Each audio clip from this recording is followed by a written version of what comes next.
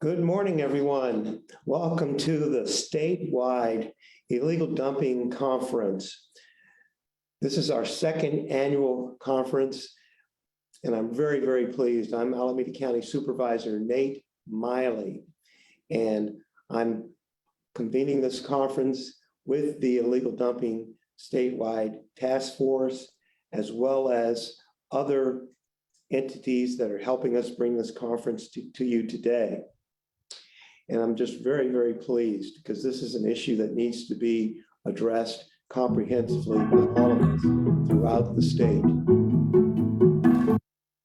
I want to thank Aaron Armstrong from my office, Jasmine Howard from my office, for really quarterbacking and putting the conference together with the assistance of Austin Bruckner and also Ashley Strasberg from my office as well. So let's get underway. But before I get too far, let me pass the information to the interpreter so she can explain the translation. Thank you, Supervisor Miley. I am Patty Black from International Contact, your language host for today. We have Spanish interpreters for this meeting. The Spanish participants will be listening to the interpretation on their corresponding channel. That Spanish interpretation channel has already been created.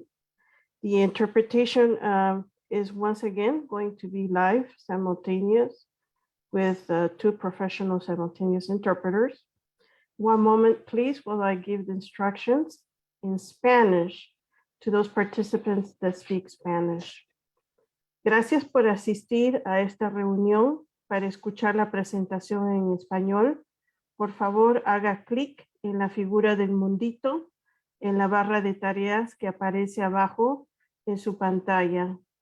Y después haga clic en Interpretation y seleccione Español, ES o Spanish. Para escuchar solamente el idioma interpretado, haga clic en Silenciar audio original. Si está usando un teléfono inteligente, haga clic en la parte donde hay tres puntitos. Seleccione Interpretación y después Español. Después habrá una parte en la reunión donde podrá hacer comentarios o preguntas. Simplemente haga clic en la parte de abajo de su pantalla donde dice Q y A para hacer su pregunta en español. Muchas gracias. We ask all panelists, anybody who's speaking in English, please to speak slowly so that the interpreters can keep up with you. Especially if you're reading off a slide or a script, a lot of times we tend to speak a little bit faster in English, but our interpreters have requested that you please keep up the pace so that they can keep up with you. This concludes the multi-language instructions. Thank you very much. Now I will pass it back to Supervisor Miley. Well, thank you so very much, and we're very pleased that we can offer the translation services for the conference. Because it's a virtual conference, we've got participants coming to us today from all over the state, and even some participants are coming to us from throughout the country, and we're just really, really pleased to have everyone's participation. We have about 800 or more people who have registered for the statewide illegal dumping conference. Today, we'll be focusing in on education. Tomorrow will be eradication. And then on Thursday will be enforcement. So I'm really very, very pleased that there's such a wide attendance because illegal dumping knows no boundaries. It affects us in urban communities, suburban communities, as well as rural communities. It has no boundaries, and it really doesn't have to occur. And so that's what we're all about, trying to prevent illegal dumping. I'm very, very pleased that for this year's statewide illegal dumping conference, our second annual conference, we have Waste Management as our title sponsor. WM, that's how they're known these days. WM, they are our title sponsor. I'm just very, very pleased to have Waste Management. And they'll be participating in different parts of the conference over the next 3 days as well.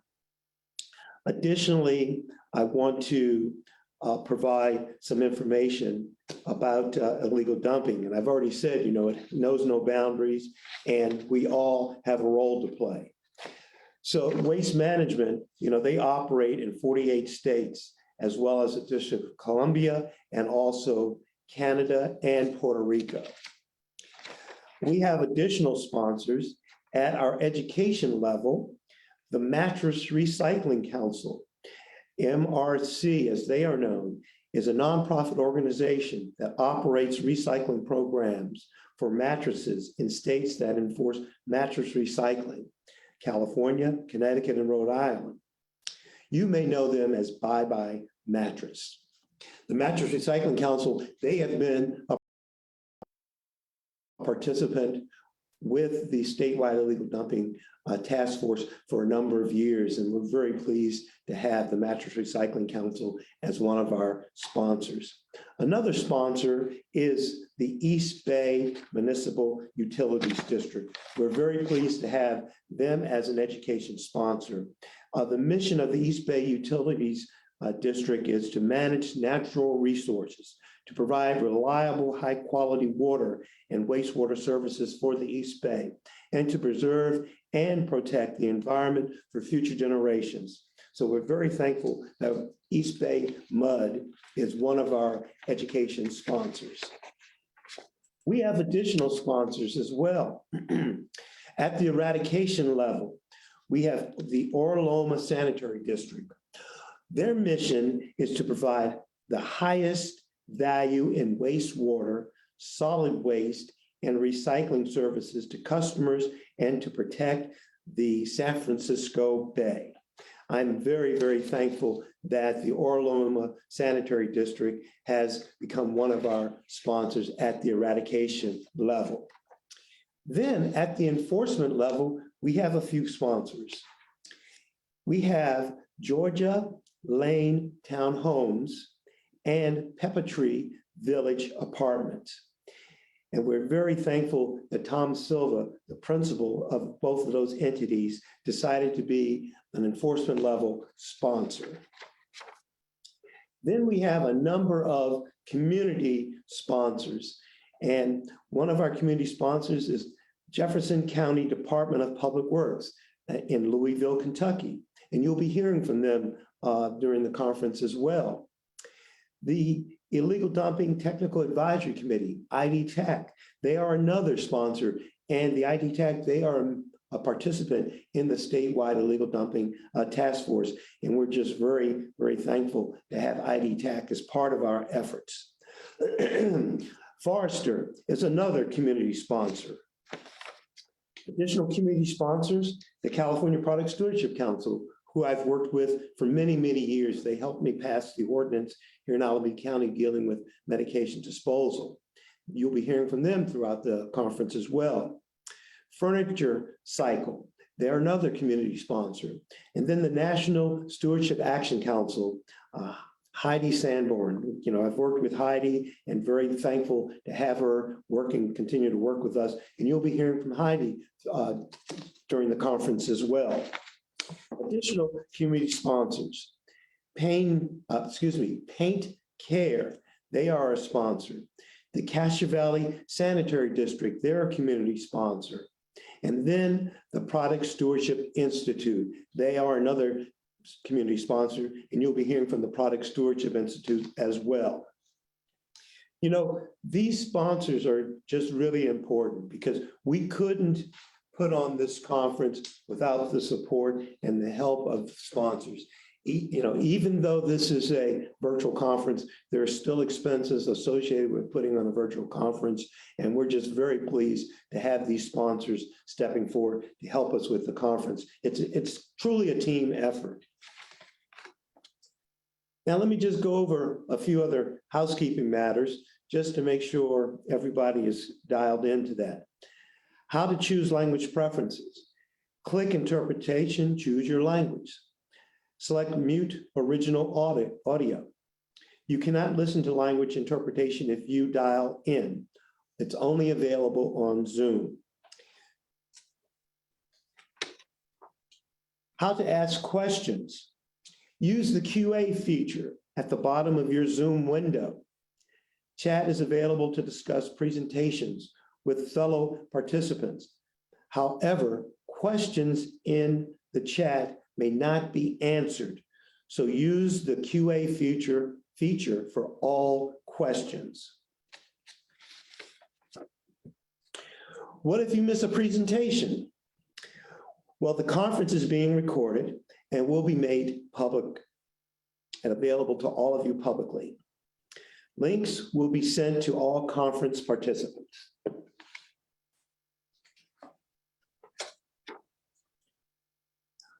Additionally, you can join the conference on social media. Join the conference on any of the platforms, Instagram, Facebook, and Twitter. Use a hashtag that appears on the screen here, IDCON22, IDCON22, to keep conversations connected on the conference.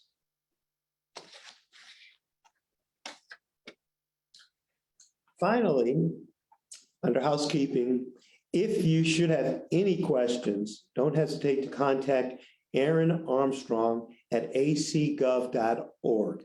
And that appears on the screen too, Aaron Armstrong at acgov.org. And you can also call my office at 510-272-6694. That number appears on the screen, 510-272-6694. And I'm here in the Information Technology Department office on Madison in downtown Oakland. That's where we are staging the conference from. So I've got a real good team of information technology staff, my staff and others working to ensure that we're able to pull this conference off successfully virtually. So I just want to put a shout out once again to everybody. And I also want to mention my chief of staff, Tony Henninger, who's also worked to help this conference become a reality. I see that we have about almost 350 people joining in, so that's really great. So for today, it's our second annual virtual conference, statewide conference, and the focus today is on education, tomorrow eradication, and the third day is enforcement. You know, we have some exciting things taking place over the next 3 days. Today, basically, will be our education block. And we have a number of speakers. And one of the most exciting pieces of today is the cost of illegal dumping. I think that's going to be a very interesting thing to hear about. And as I've mentioned, the conference is all about the 3 E's: education, eradication, and enforcement. Education is the first approach to the 3 E's in terms of addressing illegal dumping. Educating the community about the proper trash disposal helps to prevent illegal dumping. Educating the community about the cost of illegal dumping, just not financially, but the cost to us mentally, psychologically, physically, I think is important. Having a cleaner and more sustainable world is extremely important. So educating folks about the fact that illegal dumping does cost us in many, many ways is extremely important. And I can't say enough about education, but even with education, we still know that we need to have the other 2 E's, eradication and enforcement, and I'll focus on those over the next 2 days. So moving into today, we will start the conference off with a good friend, Assemblyperson Rebecca Bauer-Kahan, RBK. You know, last year, she provided funding for illegal dumping.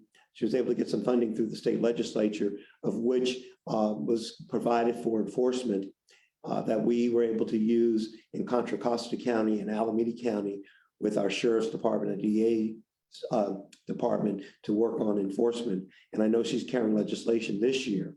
And so she'll be speaking to that. We want to talk today about the impacts of illegal dumping. We will have an introduction from the Illegal Dumping Technical Advisory Committee. out of Cal Recycle that's been doing a lot of work. We'll hear from LA County, our SPOT program that educates teens. We'll hear from Furniture Cycle, sorry. Furniture waste is in the circular economy. And, you know, we do find a lot of furniture that's illegally dumped out there. There'll be a break.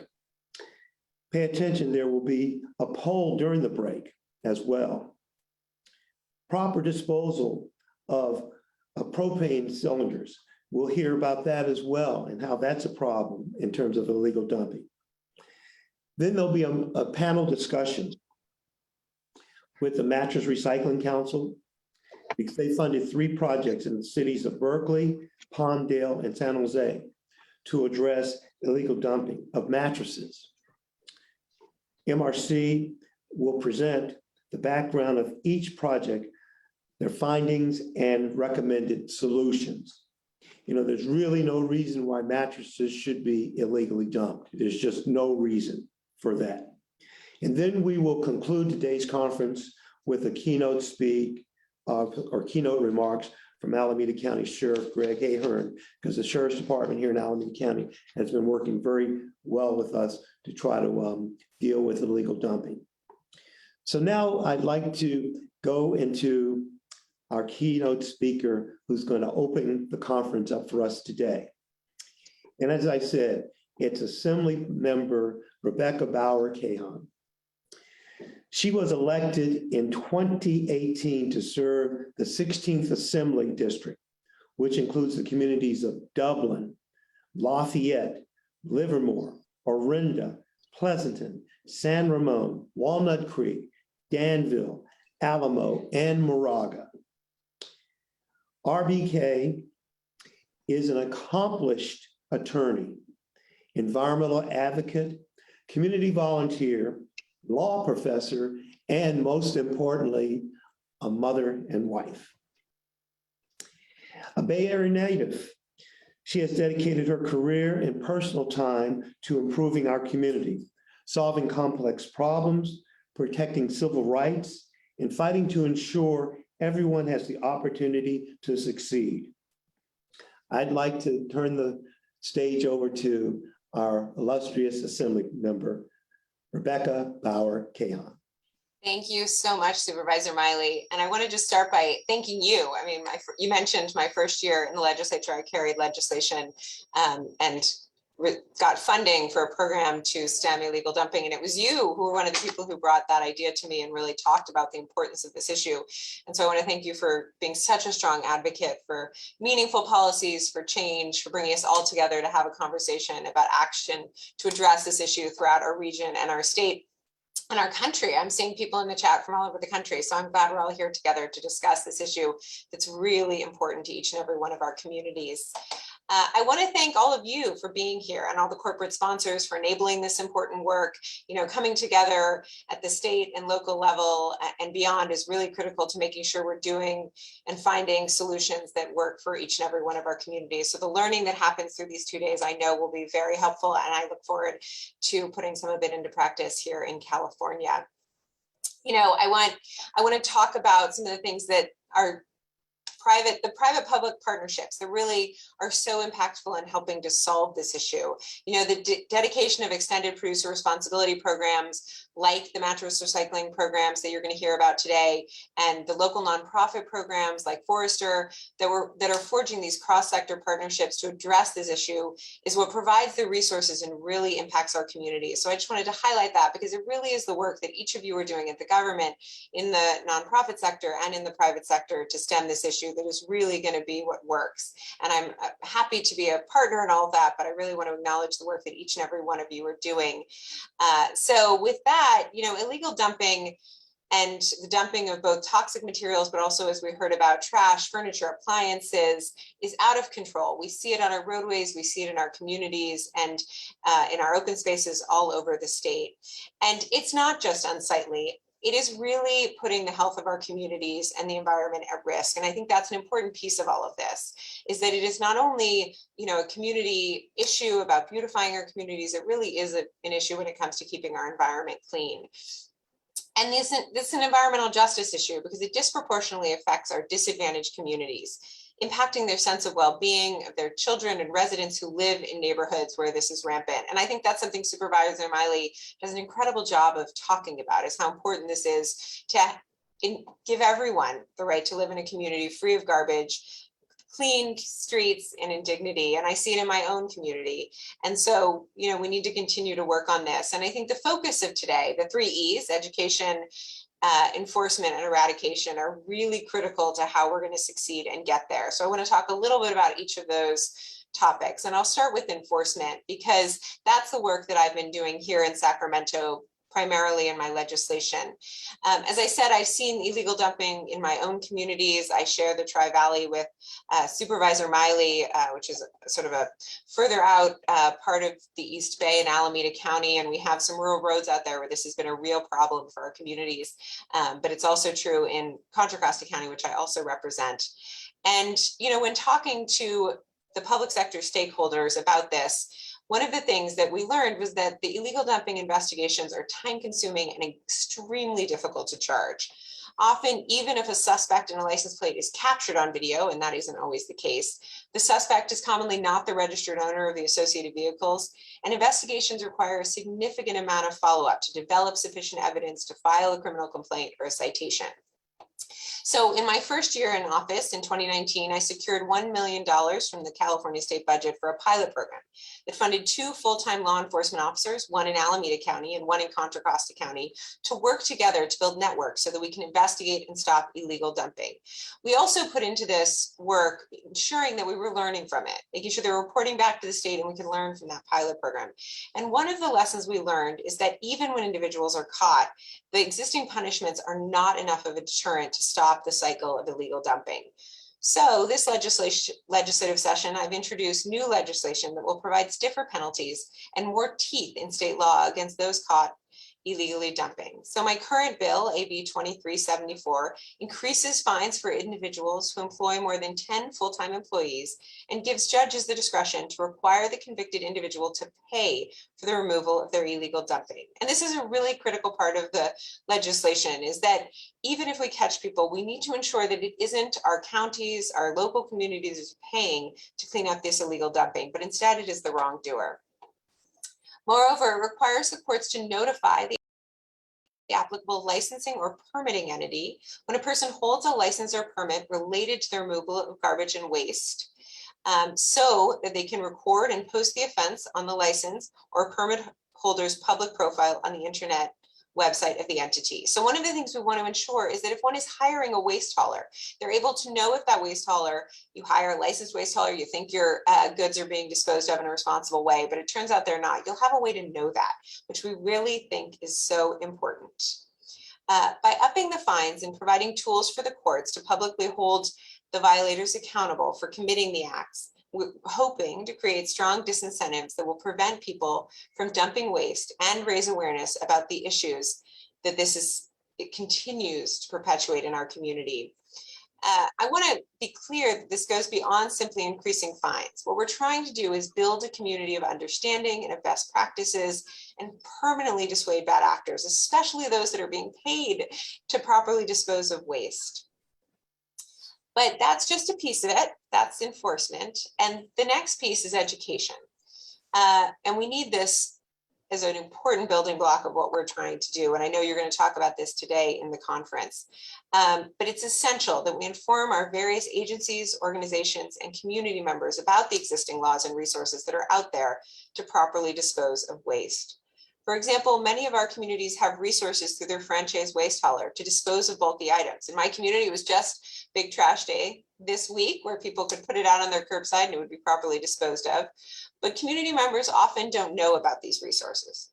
We can prevent illegal dumping through proactive engagement with local governments and local community organizations by providing multi-channel, culturally appropriate and relevant educational materials. And this is something that we as the state of California are constantly trying to make sure counties have the resources to do, which is provide language appropriate materials so everybody understands it despite the language that they speak and understand. This strategy can help provide feedback to policymakers to ensure the communities have access to resources at the right time and the right place. Communities can use proactive measures such as bulky item, hazardous waste, and e-waste events to create additional channels for disposal free of charge to community members. The events are very effective in raising awareness about the ongoing resources that are available. I think each and every one of us have seen this. When there's an easy, hazardous waste disposal in our community, people see the signs, they learn about it, and they become more informed about proper disposal. But we also need to rely on our industry partners to help educate the public and public agencies. Industry groups such as Mattress Recycling Council invest collected fees into educating the public about illegal mattress dumping through public service announcements. They also provide outreach material to local governments and collect data about illegally dumped mattresses so that the government can respond to the issue in a data-driven way. The more we know, the better informed our policies can be. This extended producer responsibility model is a great way to tackle proper disposal of durable waste. It also creates a real incentive for getting materials back into the recycling stream so that it can be reused and repurposed, which is good for the environment, as we all know. And I'm excited to hear that Cal Recycle will be on today to help talk about this, because it's such important work that we're doing here, is making sure that our recycling is actually being recycled and especially not dumped on our streets. And finally, you'll be talking about eradication. And I know that that's so important that we eradicate illegal dumping in our communities, because it is a cycle. Once people see it, others engage in the behavior as well. And so if we target illegal dumping hotspots, we can stem the impacts of illegal dumping in a really significant way.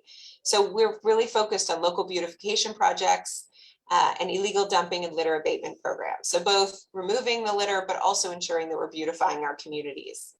And that's why last year, the governor with the legislature teamed up to provide $1 billion towards the Clean California program. We know people want clean communities and clean streets, and we're putting our money where our mouths are, and we're hoping to fund that. Part of the funds were designated to expand litter abatement efforts over a 3-year period. In 2020, Caltrans removed 267,000 cubic yards of trash.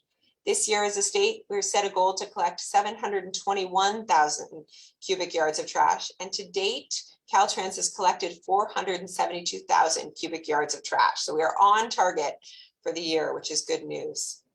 We also allocated $296 million of funding for local grant programs and $287 million for state beautification programs. So we want some of that money to come directly to local governments who I know are on this call to help with this problem. Here in Alameda County, for example, the Alameda County District Attorney's Office received funding of $2.3 million for the Clean Streets Initiative. And I know that Supervisor Miley, I'm sure, is hard at work ensuring that that is put to good use.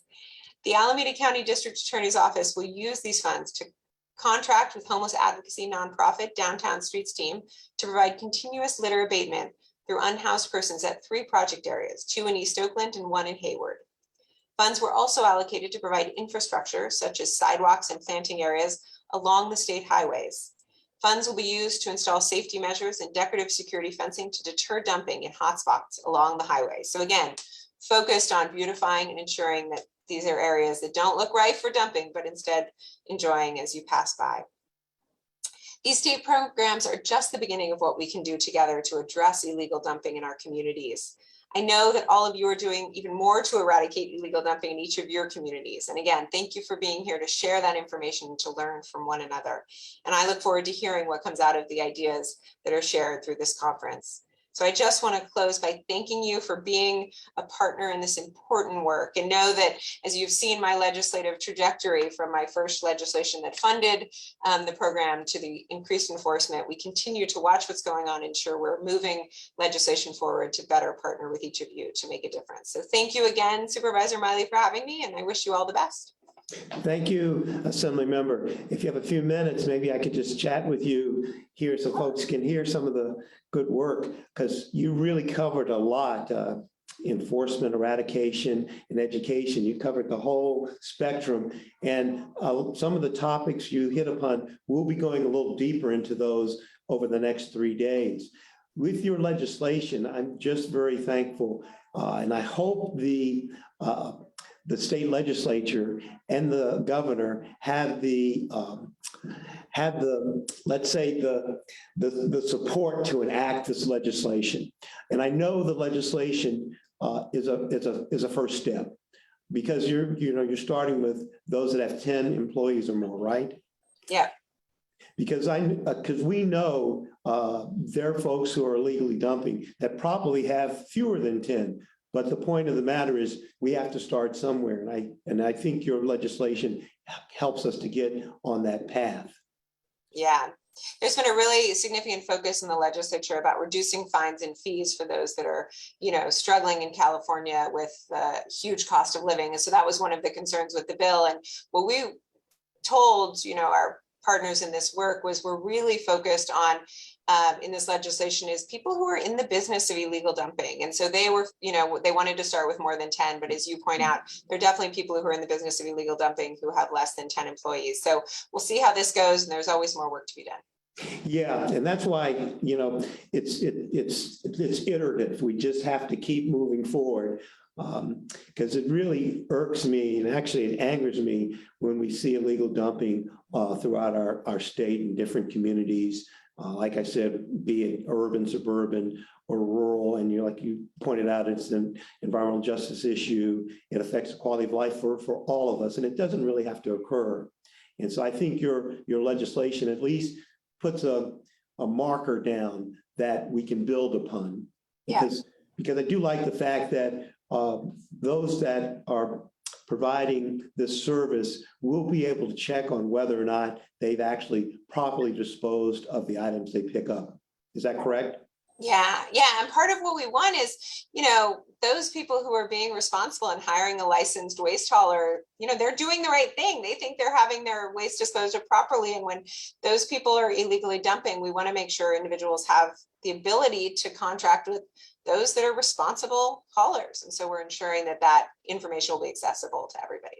Yeah, because I just think it's important as consumers when we hire a company to take away our products that we want to have dumped, that they are dumped responsibly. And I know at one point when we tried to look at this across the state, nobody had any indication of how many waste haulers there were out there. And we're not talking about the franchise haulers. We're talking about the unregulated haulers. And at least this gets us moving further along the spectrum of trying to regulate this type of practice. Yeah, but I love that you're focused on education, because I know recently I had some paint I needed to dispose of, and I went to I live in Contra Costa County, and I went to the disposal site, and it was so easy. And I think the more people that understand what a good job the counties are doing of providing easy access to proper disposal, the better off we'll be. So. Okay.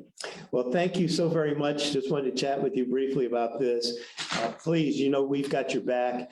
We're going to continue to work with you and others to address this problem, and hopefully we'll get it to a place where it's no longer a problem. I have to tell people I'm not naive enough to think we'll ever eliminate illegal dumping totally and completely, because human beings have bad behaviors, but we can do a better job of making our environment a cleaner place. Yeah, thank you so much, Supervisor. Good to see you.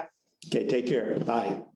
What I'd like to do now is turn it over to Aaron Armstrong, who will basically guide us through the day for the rest of our conference. And I'll be back with you when we get to the closing remarks. Thank you, Supervisor, and thank you, Assemblymember, for such amazing remarks and really underpinning why it's so important to address illegal dumping and framing some of the really effective solutions that we'll be hearing about throughout the next 3 days. Now, as many of you are aware, this illegal dumping conference, our second annual, is themed around the 3 E's. That's education, eradication, and enforcement. And so we're going to speak very briefly today about some of those interventions and why we've chosen to theme the conference around those interventions. So this is about the 3 E's of illegal dumping, which is a best practice strategy for addressing illegal dumping. This strategy was developed through the Alameda County Illegal Dumping Pilot, or the ACID pilot, as we like to call it, which began in 2018 in Deep East Oakland, and was tasked with identifying scalable and replicatable solutions to addressing illegal dumping. And that pilot is going on to this day. In fact, in 2021, just last year, it was promoted to a project, and we continue those efforts to this day.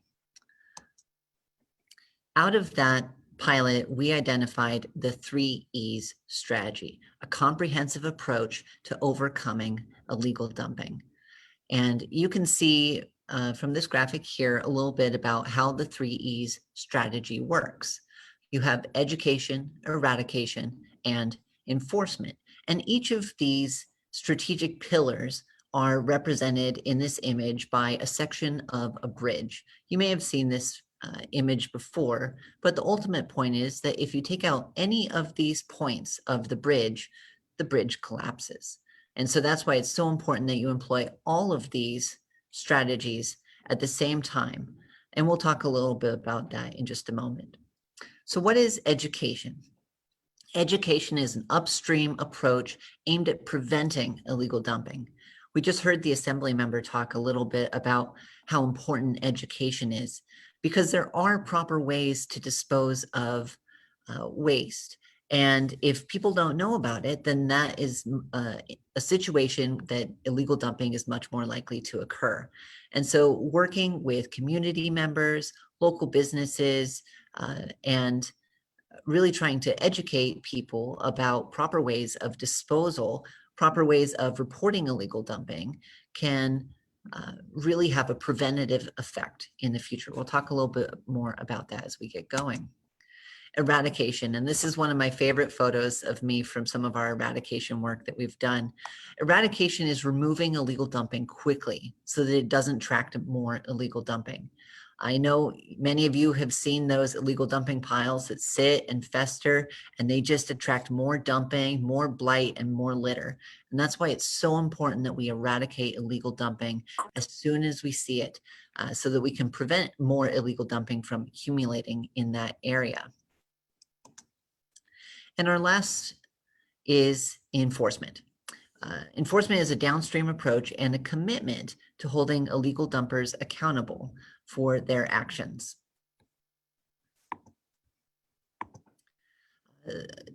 This is very important because without enforcement, if all you're doing is providing eradication and education, all you're doing is providing a free service to illegal dumpers. You're essentially subsidizing bad behavior. And so together, each of these strategic pillars form one comprehensive strategy: education, which is your upstream preventative approach; eradication, which gets rid of the illegal dumping quickly and effectively when it happens; and enforcement, which is your downstream approach to holding people accountable for their behavior. Now, within each of these strategic pillars, there is both a proactive and a reactive way to approach it.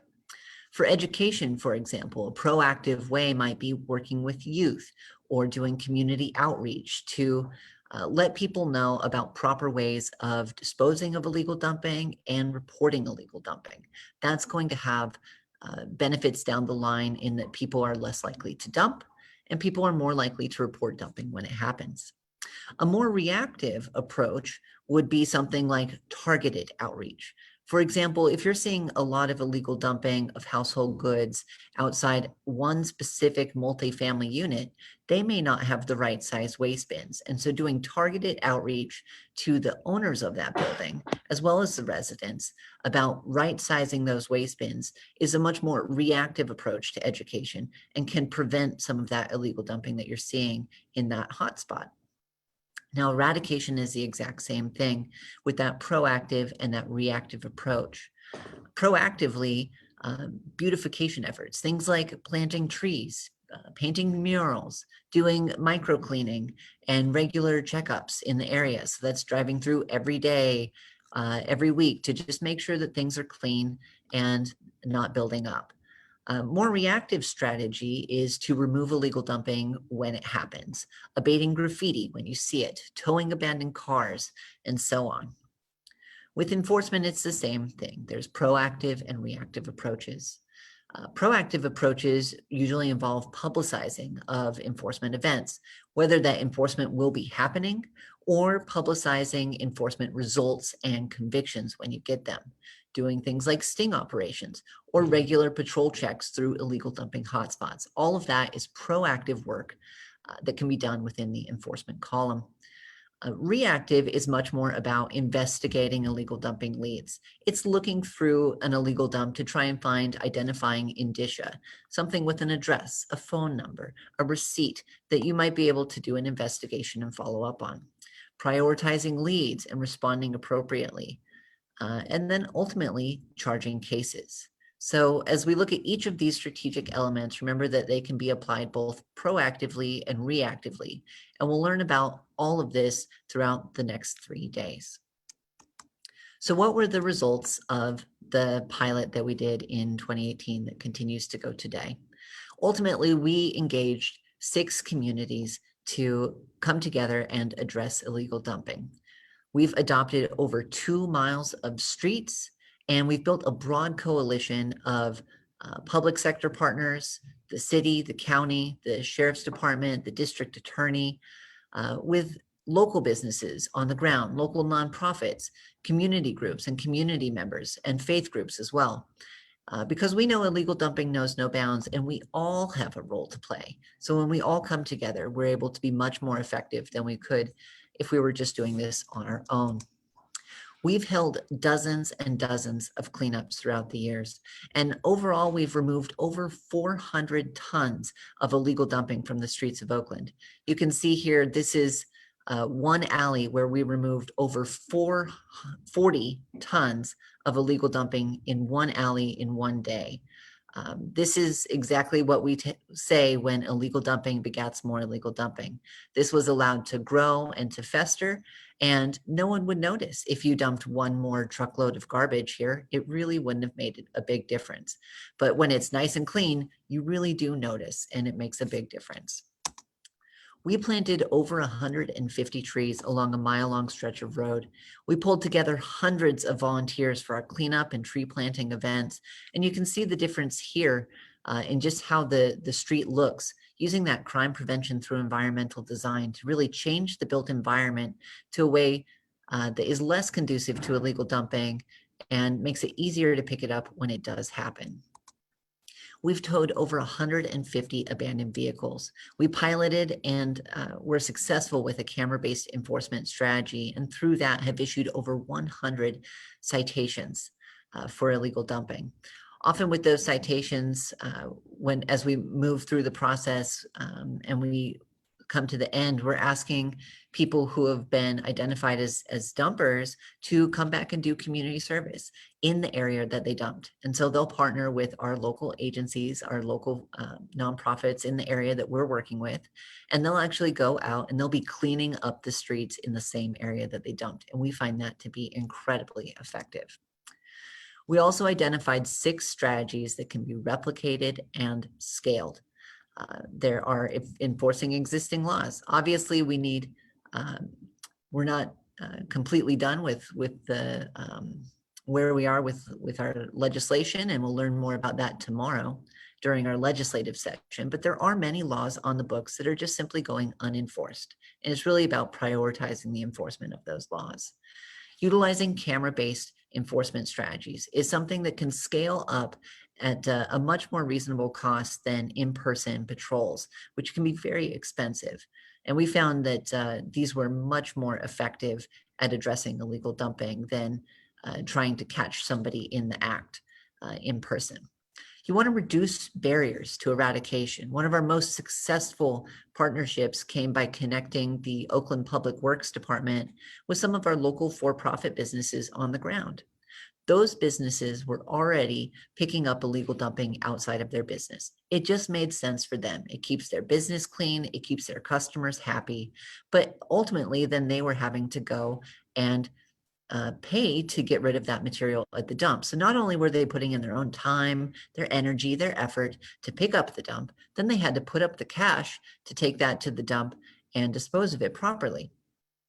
By creating this public-private partnership, we were able to provide these businesses with free dumpsters that they could use exclusively for illegally dumped material in their area. And then Oakland Public Works comes by and will pick those up. So you really do want to embrace cross-sector partnerships because this is a win-win.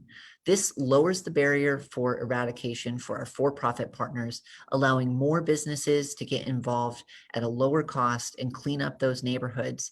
And it also allows the Public Works Department to be much more effective. No longer are they having to go out and remove illegal dumping from 2 miles of streets. They can go to a few key locations and pick up those dumpsters, and it's just much more effective. It's an absolute win-win. Now, ultimately, sustaining this strategy is key to its success. This isn't something that you can do one time and you're done and the problem is solved. But if you sustain it, you're able to make a real difference. And what you see is long-term shifts in the quality of those streets, in the decrease in the amount of illegal dumping. And we've seen that the longer we've sustained these efforts. And the last strategy is crime prevention through environmental design. You saw with the trees that we planted, and that has had a significant effect on the amount of illegal dumping that we see. And when we do see it, it's a lot easier to clean up because it's no longer buried in 6 feet of weeds. It's right next to a nicely mulched area with a tree. You can really identify it quickly, pick it up quickly, and clean up the area quickly.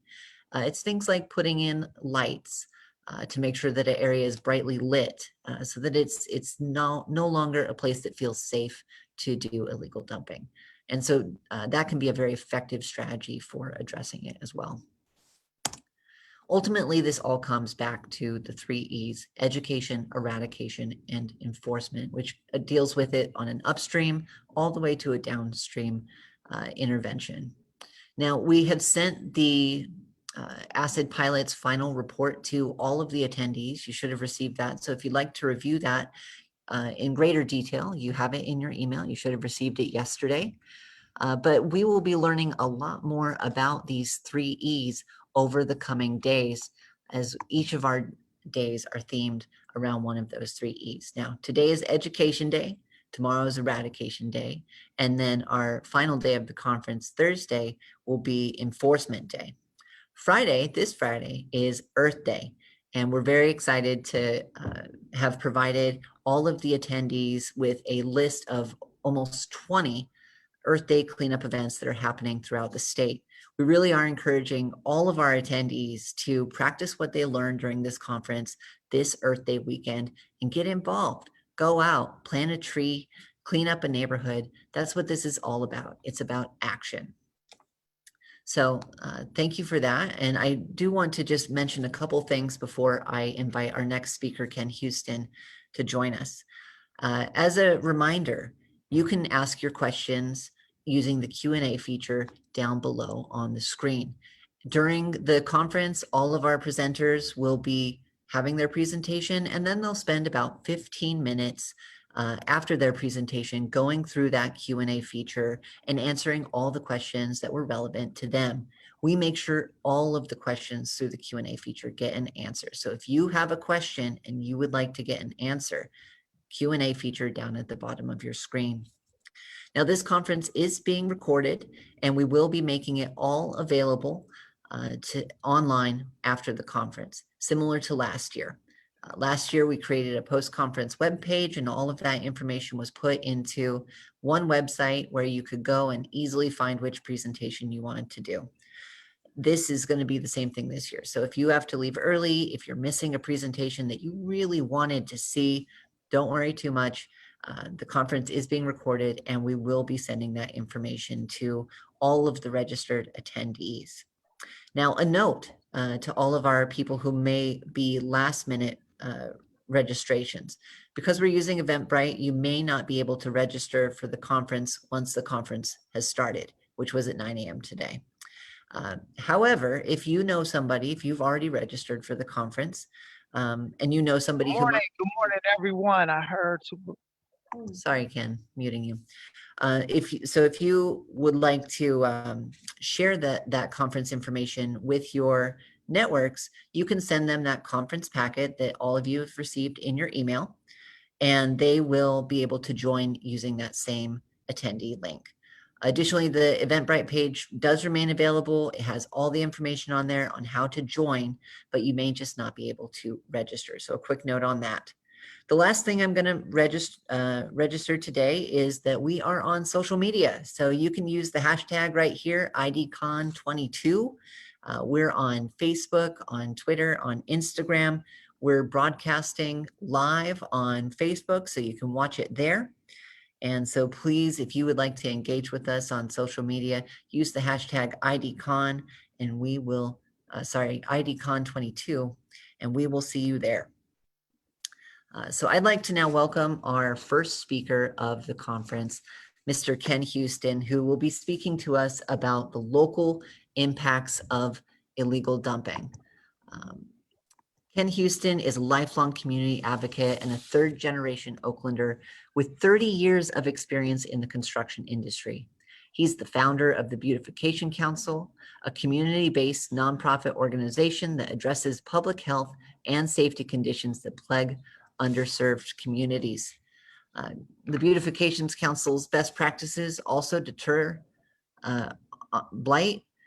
They were recognized in 2015 United States Mayor's Conference, and thereafter the Beautification Council received grants to address physical and visual cues of deterioration that create these horrendous conditions.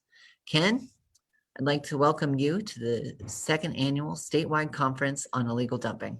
Hey, Ken. Good morning. Good morning. I was saying good morning to the people that are on the streets. We're on the streets. We're live. I heard the supervisor said it's virtual. Supervisor, we're out here live on the ground. I'd like to thank Assemblymember Rebecca Bauer-Kahan for all the work she did. It really made a huge impact on the pilot that we did on G Street and Railroad. So I'd like to thank everyone. I'm honored. We're honored to open up on the education piece of this illegal dumping task force. Before I get started, I'd like to introduce you to my team. On the ground team, I have Taz right here. He's one of our main supervisors on the ground and makes things happen. This is our operation manager, Heather Imke, and Maria Ramirez, special ops. And this is Chino Hans, that's on the ground every day. So let me take a walk with me real quick. We're on the ground here with illegal dumping live on the streets of Oakland. Many people think, and it happens all the time, many people think that illegal dumping only hurts, come on over here, watch this traffic, hurts the flatlands. But it hurts everyone. It's a crime against our community. And this is a special education piece I like to share. And it's about stormwater pollution prevention plan. And I'm about to share something with you. All this trash right here is actually right now blocking a storm drain. And show you down here, when it rains, and you can still see the water, it goes into the storm drain. It filters through this illegal dumping and this trash that goes into the bay. So I like to share this video with you. Aaron, can you share the video that we put together, and I'll finish soon as that's over.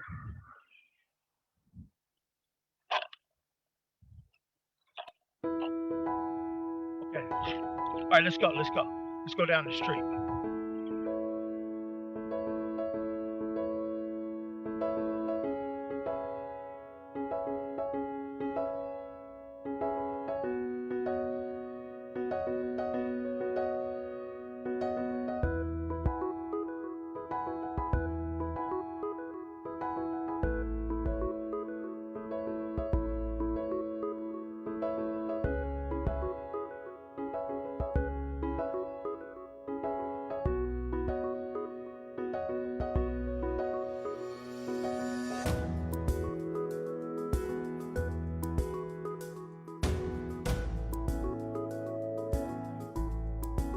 This is the education part that I've learned. I've learned that most of this right here, the protection guard that guards the storm drain, that if there was trash over here, it would be going into this drain and going into the bay, which would cause bad stuff. Like over here, let me show you. Look, no dumping, drains to the bay.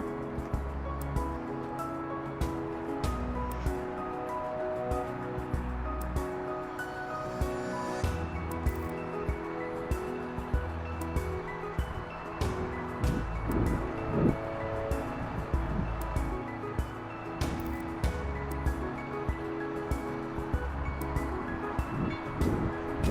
I've learned about this illegal dumping is that all the illegal dumping that goes into the storm drains lead into the bay.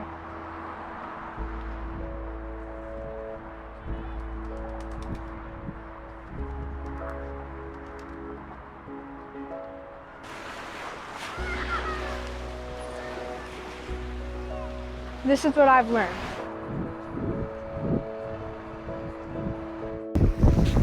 Thank you for letting me share my experience on how illegal dumping is a crime against our community, how it hurts the flatlands to the highlands, how it hurts the children and the nature of this earth. Thank you so much for letting me share this information. My name is Grace.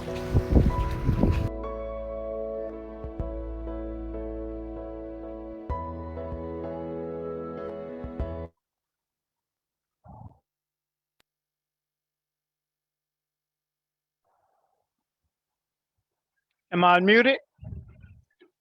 You're good to go, Ken.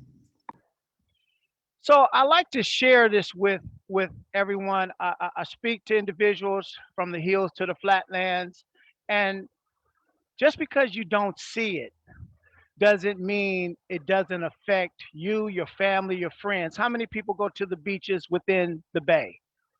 Your children play in the water. You walk with your loved one and let your feet get in the water while all these pathogens are coming into the bay from the storm drains.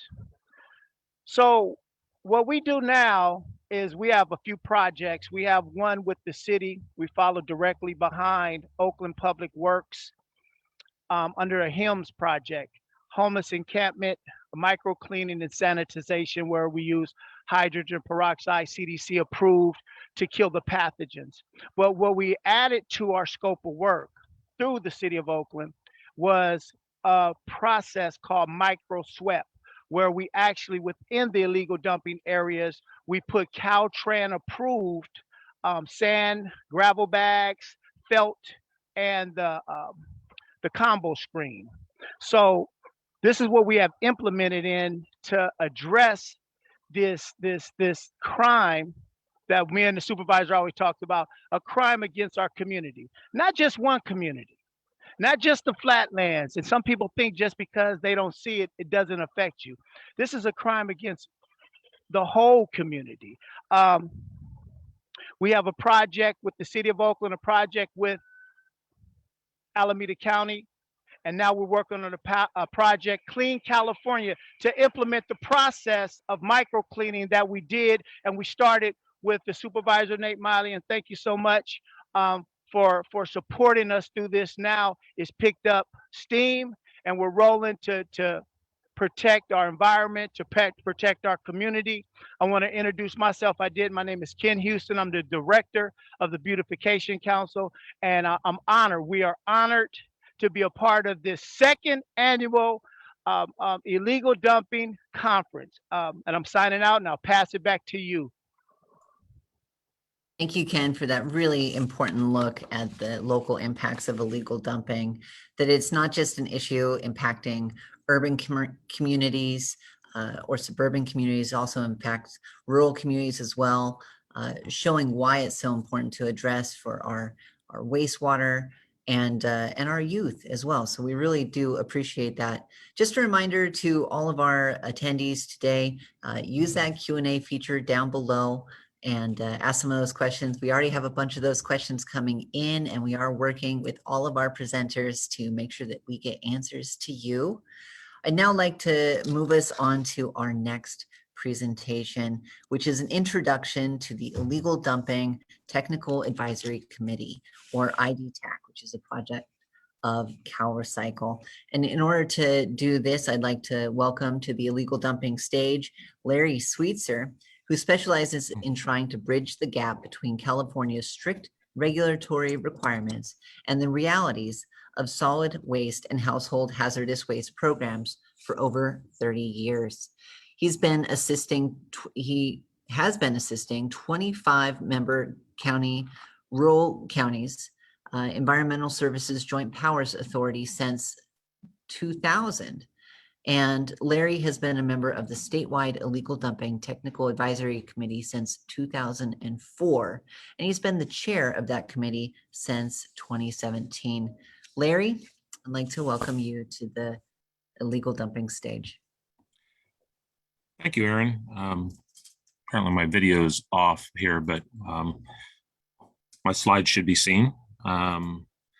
And thank you all, and thanks Alameda County and Supervisor Miley and Erin and all your staff for putting on this wonderful conference here. And also commending all the participants for their interest in the commitment. As Supervisor Miley noted in his opening remarks, that illegal dumping affects everyone, urban and rural. It's a societal problem. It knows no boundaries. And so I'm the chair of the Illegal Dumping Technical Advisory Committee, and I'm representing, on that committee, I represent the rural counties, Environmental Services Joint Powers Authority, 25 rural counties, which is a good portion of California, which also has a lot of open area that we do see a lot of illegal dumping. And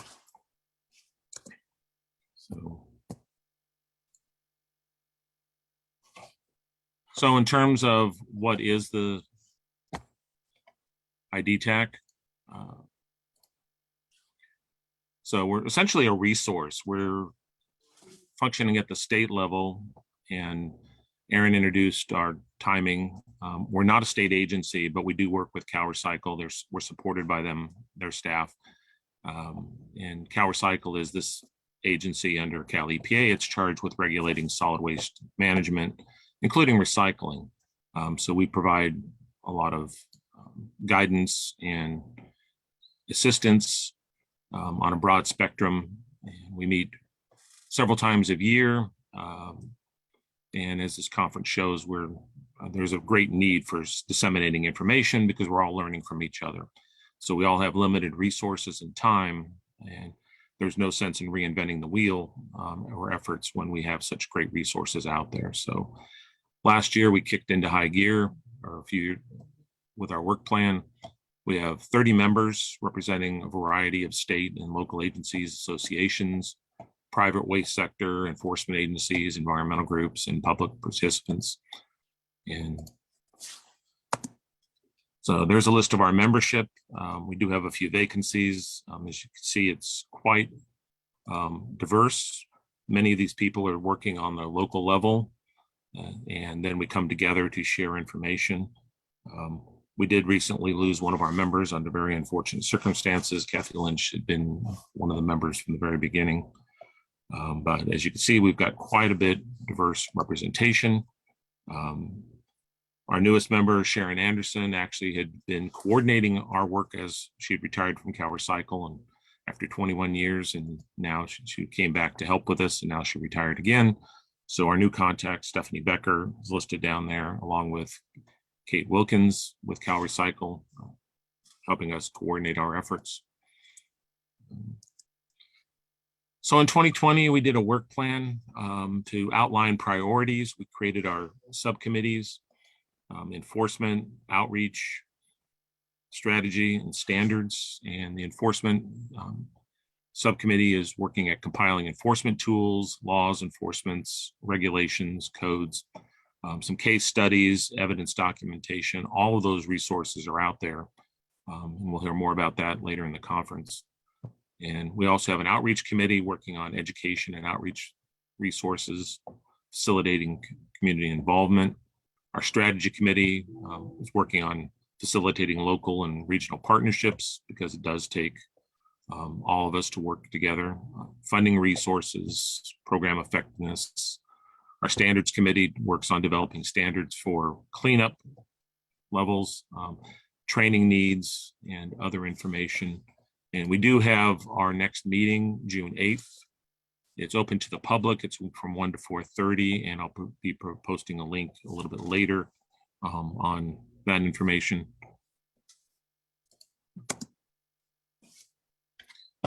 So,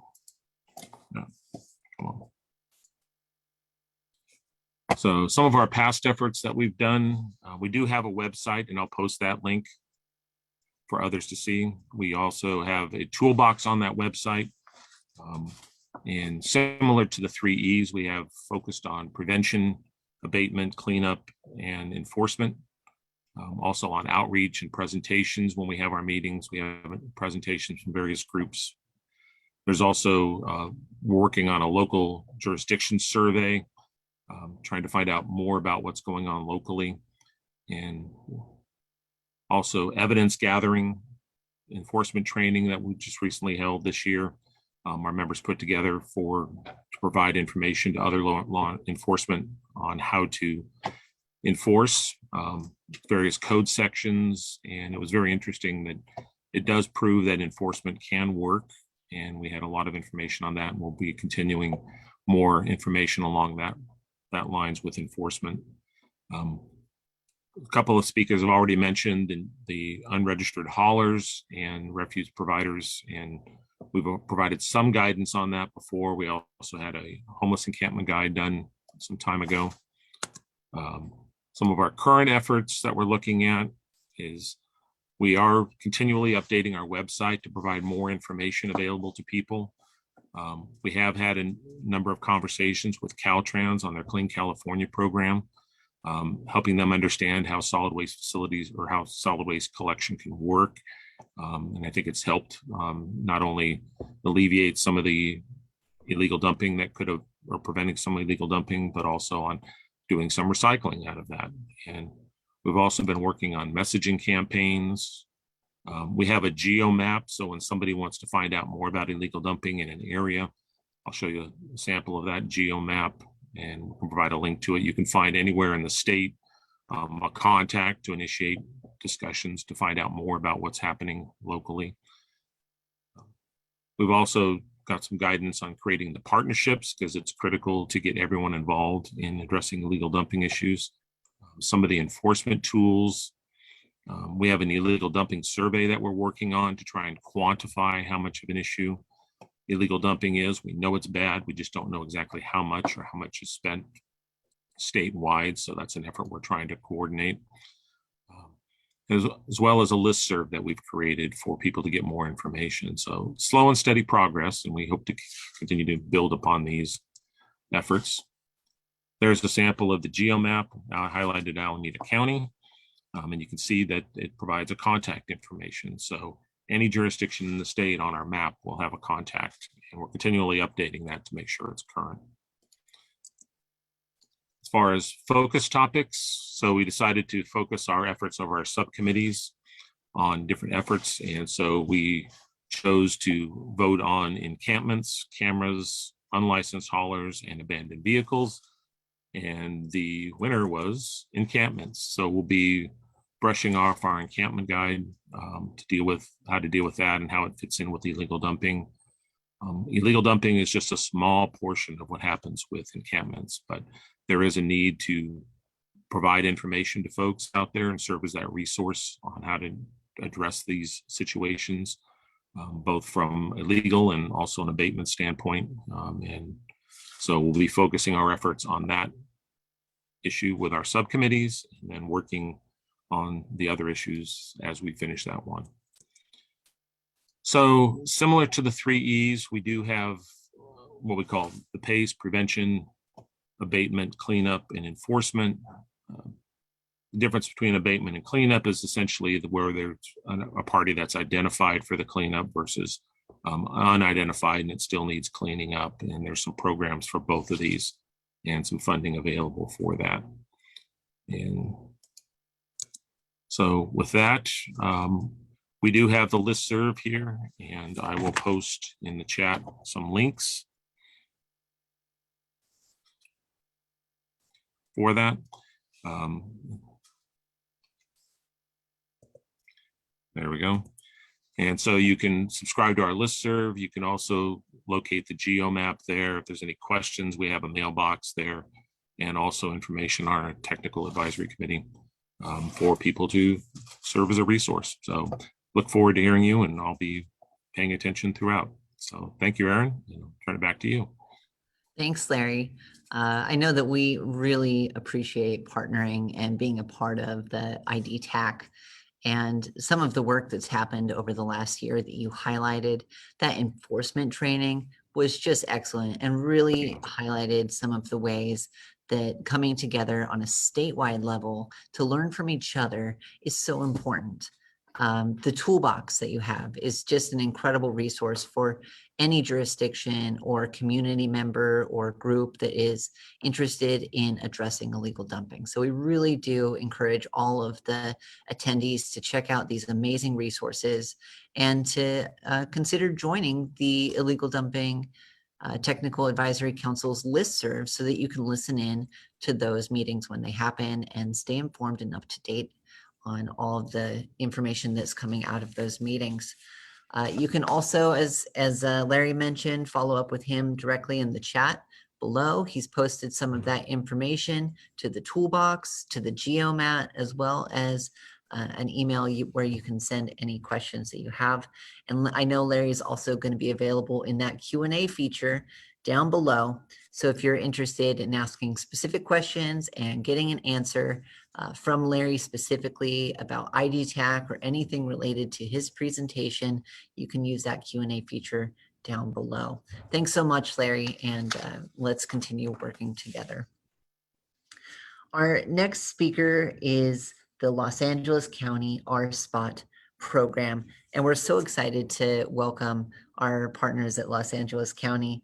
The RSpot program, when we heard about it, we were so excited. It's all about how do you engage teenagers in this work, which is just such an important group to be engaging. These are the future members of our society, and it's just really an incredible program. So I'd like to welcome Adriana Ornelas, who is the program manager for the Los Angeles County Public Works in its Environmental Programs Division, Residential Trash Collection Section. She helps oversee solid waste collection contracts and programs related to the prevention of illegal dumping in the unincorporated Los Angeles County area, which is huge. She also serves as the secretary of the board of the Antelope Valley Illegal Dumping Task Force, which I've had the pleasure of joining and presenting at. And we're very pleased to welcome her today to the illegal dumping stage to speak more about these fantastic programs happening down in Los Angeles County. Adriana, over to you. Thank you so much, Erin, and thank you so much for the opportunity. My name is Adriana Ornelas, and I will be speaking on presenting the illegal dumping program and the RSpot program for Los Angeles County. The presentation will provide an overview of our illegal dumping program, education, eradication, cleanup, forming community cleanups, and student involvement, which is the RSpot program. SPOT acronym stands for Social Opportunities for Teens. In 2021, there were over 19,000 illegal dumping cases reported to Public Works in Metro City and rural areas.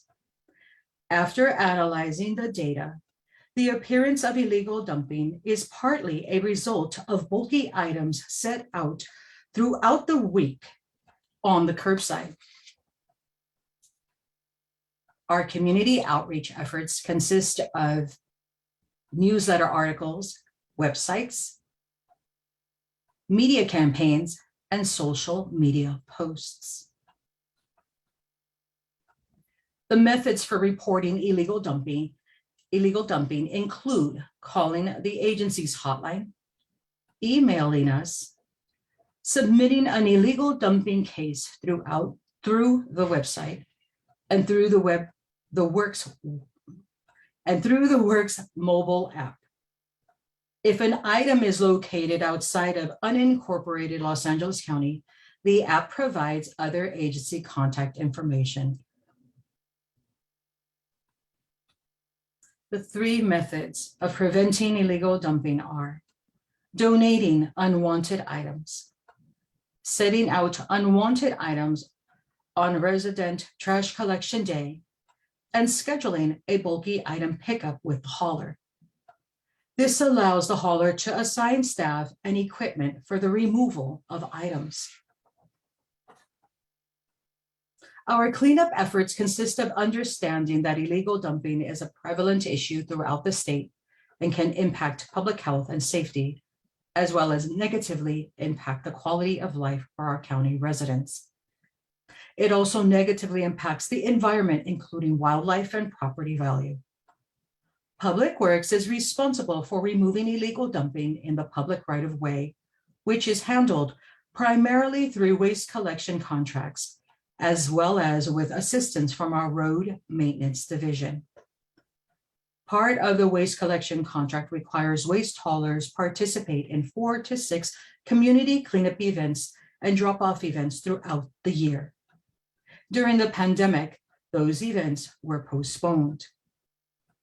This year, we are looking to schedule events and will kick off the community cleanup events this Saturday, April 23rd, through the Department of Parks and Recreation R-Spot program.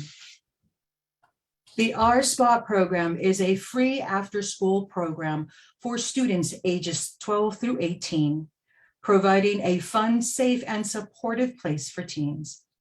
The program began in May 2019 and takes on a strength-based approach, engaging youth from communities to explore their unique and collective experiences through various forms of recreational programs involving social interaction, such as coordinating a community cleanup event. And the Antelope Valley Illegal Dumping Task Force consists of representatives from governmental agencies. Public meetings are held every other month to discuss, enhance, and coordinate illegal dumping prevention programs in the unincorporated communities. And requests for task force funding consist of submitting a proposal, including an itemized budget. The members discuss, allow for public comment, and then vote on the agenda item. Annual funding for this program is contracted under the Lancaster Landfill Conditional Use Permit between LA County and Waste Management, which requires Waste Management to fund illegal dumping prevention programs, including but not limited to community cleanup events and landfill vouchers to assist residents with proper collection and disposal of materials. Now for some background information on community cleanups leading up to the R-Spot program and partnership with Public Works. In 2012, iHeart began a community group to address various issues, including illegal dumping and blight cleanup. The goal was to encourage the community to participate and do their part through coming together, educating, and reporting on cleanup metrics, such as over 500 tires, 5 tons of trash, and hundreds of mattresses from said event. In 2019, iHeart partnered with 40 real estate agents to clean hard-hit areas of illegal dumping, including near an elementary school and by a museum with Native Indian artifacts. These areas are in a rural community. The goal was to educate by providing community education packets and to host community cleanup events in other areas. The event was strategically scheduled around LA County Public Works tire recycling and mattress drop-off events. The real estate agents were educated on the effects of illegal dumping on rural area properties proposed for sale. And in 2021, iHeart Lake Los Angeles Community Group coordinated 11 community cleanup events between July and September, resulting in truckloads of material removed from areas known to be high illegal dumping areas in rural communities. In July, they started with 2 truckloads, and by September ended with 15 truckloads of material consisting of construction and demolition debris, yard waste, house waste, medical waste, hazardous waste such as paint and motor oil, televisions, drug manufacturing waste, full spectrum light tubes, furniture, mattresses, and tires. Coordinated community events invite participation from residents to promote awareness and involvement regarding illegal dumping within the community. partnership with school district further invites students to participate in class projects, educating them on illegal dumping and the effects on the environment. Outreach material included educating volunteers on illegal dumping and proper disposal of unwanted items. In the rural area of Antelope Valley, which is our North County area, we have a free disposal day at the landfill twice a day. There are tire recycling and mattress drop-off events throughout the year. And there was also outreach material provided at the Parks After Dark, events located at Los Angeles County Parks. And the event metrics resulted in a need for enforcement, franchise trash collection service, and awareness of free drop-off events. In 2019, teachers from a rural area high school, Eastside High, proposed a request for task force funding to conduct a school project called BIRD, which stands for Beauty, Innovation, Respect, Discovery. Students learned about illegal dumping in their community, the effects on the environment, and the habitat of local and migrating birds. They also had another project, which was a school-wide integrated project about 6 years ago, where students fashioned their found objects into large flowers that went on display at our local Lancaster Museum of Art and History, our Poppy Festival, and showcased at the high school. They also collected illegally dumped trash to create solar lamps. Both were extremely successful in terms of bringing environmental awareness to hundreds of students, their families, and the community through local news organizations and social media. With school administration and district support, the projects were school-wide, where several teachers in a variety of subjects incorporated the recycling and environmental issues into their curriculum. Through guest speakers and research, students were made aware of the environmental impact of illegal dumping and also the benefits of recycling. The topics also included the effects of toxic waste in water, the effects on animal habitat, the legal ramifications of illegal dumping, and recycling programs in communities. The teachers worked with various organizations as well, such as Jane Goodall's Roots and Shoots and local governmental agencies. The project brought to light the importance of the role everyone takes in caring for the environment, how negative effects can be avoided and positive results can be achieved through education, awareness, and involvement. One said school education grant totaled $3,500. Teens from the RSPOT program were made aware of community cleanup efforts and requested park personnel coordinate an event at the park. The event was held in July of 2021 with a total of 130 teens participating throughout 40 parks. Each park location included 2 dumpsters, and an incentive for the winner was a pizza party and ice cream social. It resulted in a full 2 dumpster for the 1 park is how they won. The goal was to educate teens and residents on illegal dumping, the effects on the environment, and bring awareness of the issues of illegal dumping. The event was successful, resulting in a need to bring education continue to be an important component of bringing awareness to all communities.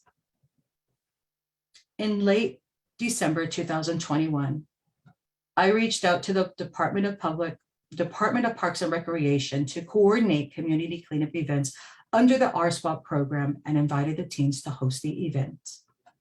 The event will be hosted at various parks this Saturday, April 23rd, in celebration of Earth Day. Teens and volunteers will go out and remove debris through surrounding the parks, as well as educate residents about proper disposal, available resources, and the effects of illegal dumping on the environment.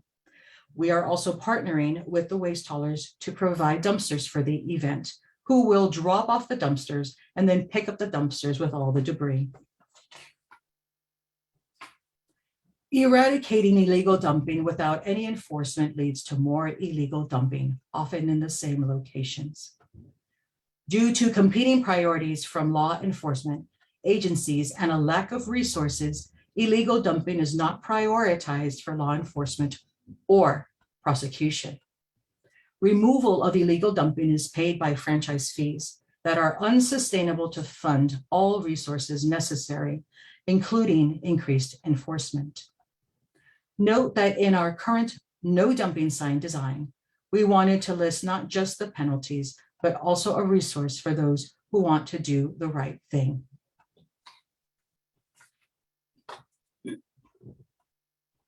Thank you so much, Aaron, Supervisor Miley, and Alameda County for the opportunity for LA County to present on illegal dumping program and the R-Spot program. Thank you so much, everyone. Thank you, Adriana. It's so great to learn more about that program. And I think that there is so much that can be replicated, not just throughout the state, but throughout the country and throughout the world as well from what you're doing. We really appreciate you highlighting that and bringing that to this stage today. As a reminder, Adriana is going to be hanging out in the Q&A feature down below for the next 15 minutes. So if you have any questions or comments that you'd like to share with Adriana, now is a perfect time to use that Q&A feature at the bottom of your screen. We've also seen a lot of people using the chat feature, and of course, that's a wonderful way to engage with your fellow attendees. But just as a reminder, any questions that are posed in the chat may not actually get an answer just because it's moving too quickly for us to keep up. So please do use that Q&A feature as well. I'd now like to move us to our next presentation, which we're very excited to welcome Furniture Cycle, which addresses illegal dumping and furniture waste within a circular economy. So we're going to learn about some different solutions around deterring furniture waste. And to do that, I would like to welcome to the illegal dumping stage, Jamie Faciola, who is an award-winning social entrepreneur who works in developing local solutions to the circular economy and that have been covered by BBC News, Fast Company, Nonprofit Quarterly, the Oakland Side, KQED, and Green Biz. Her current project, Furniture Cycle, is a solutions exploring furniture waste from the bottom up. She holds a master's in environmental science and management from the Bren School at UCSB. Jamie, welcome to the illegal dumping stage.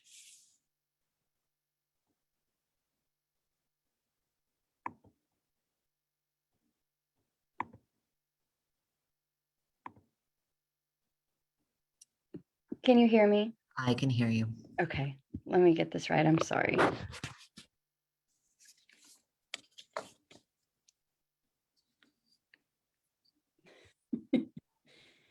Oh, so sorry. One more time. Okay, let's do it this way. I'm so sorry. No worries.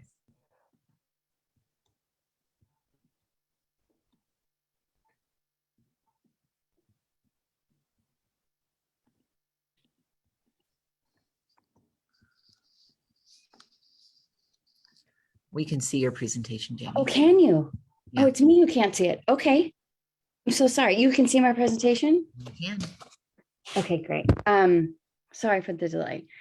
And you can't see me. Okay. And now we can. There we go. Hi. Welcome to So the sorry. Okay. I am unmuted and you can see my screen.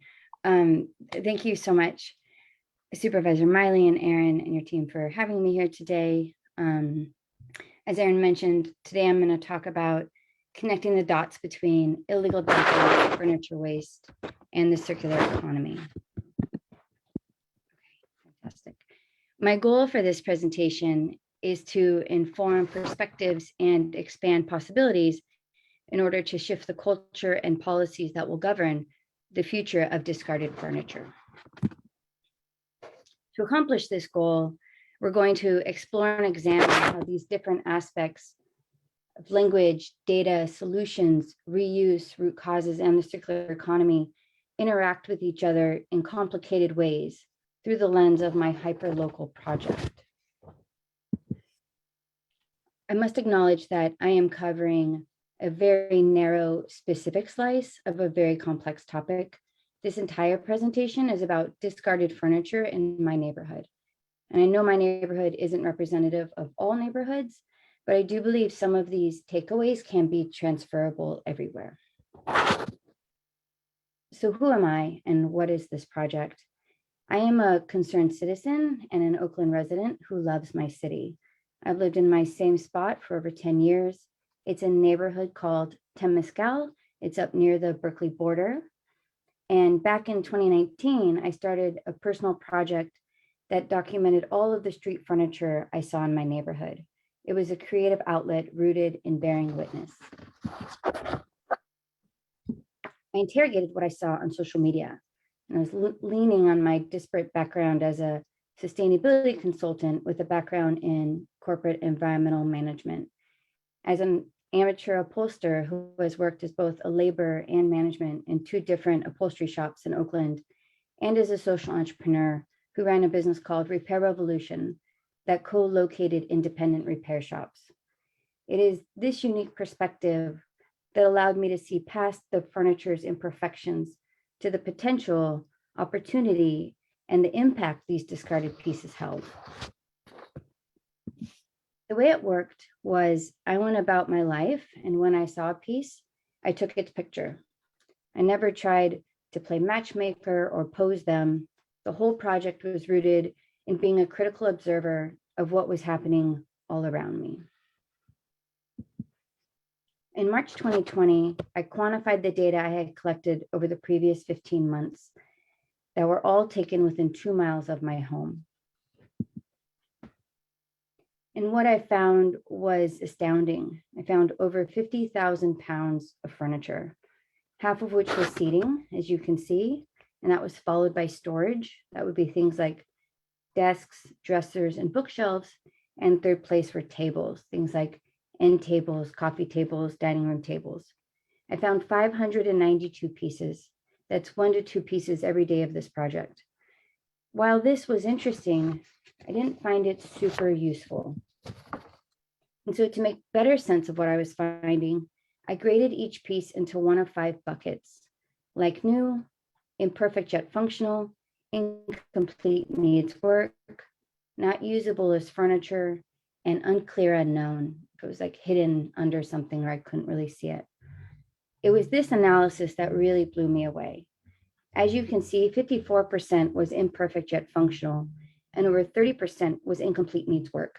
So it was missing a cushion or a drawer, or it needed some sort of repair. The first 3 categories added together equal 89% that can be reused, but is currently falling through the cracks. It was this statistic that gave this project life. So exploring what is going on is the premise of this presentation. We know these materials didn't appear out of nowhere and land on the curb. We need to take a holistic look at the upstream and downstream systems at play that are bearing my neighborhood in unwanted, imperfect furniture. So let's start with language. When it comes to illegal dumping, some terms may spring to mind: waste, trash, junk, blight. While may be true, it's also incomplete. This language is reductive and harms our ability to see what is right in front of us. Most people may assume that everything on the street looks like what is on the left, something beyond repair. But my data says it's more likely to be like the one on the right, which is just perfectly imperfect. As we can see, these are 2 very different pieces of furniture, but we can't tell them apart when we use the same generic descriptors to describe both of them. Furniture waste data is pretty non-existent. The one and only fact people know about furniture waste is that Americans generate over 12 million tons and that over 80% of it is landfilled. The rest is incinerated. It is the one statistic that is ever cited anywhere. So let's look at some adjacent data. In 2017, Oakland spent over $5 million to collect illegal dumping. Though we don't know what percentage of that was furniture, we do know it's an expensive problem. We also know that that number has likely skyrocketed since in 2020, service requests for illegal dumping were 3 times higher than average, according to the San Francisco Chronicle. And it's hard to know the size of the furniture waste stream because it's not counted in the Alameda County waste characterization study. And waste management doesn't share what it collects during bulky waste pickups in Oakland. So you have no data, which leads to a lack of awareness, which contributes to inaccurate language, which can mischaracterize the problem. But with everything, without data, we can't set targets, goals, or even set a baseline to measure against for progress.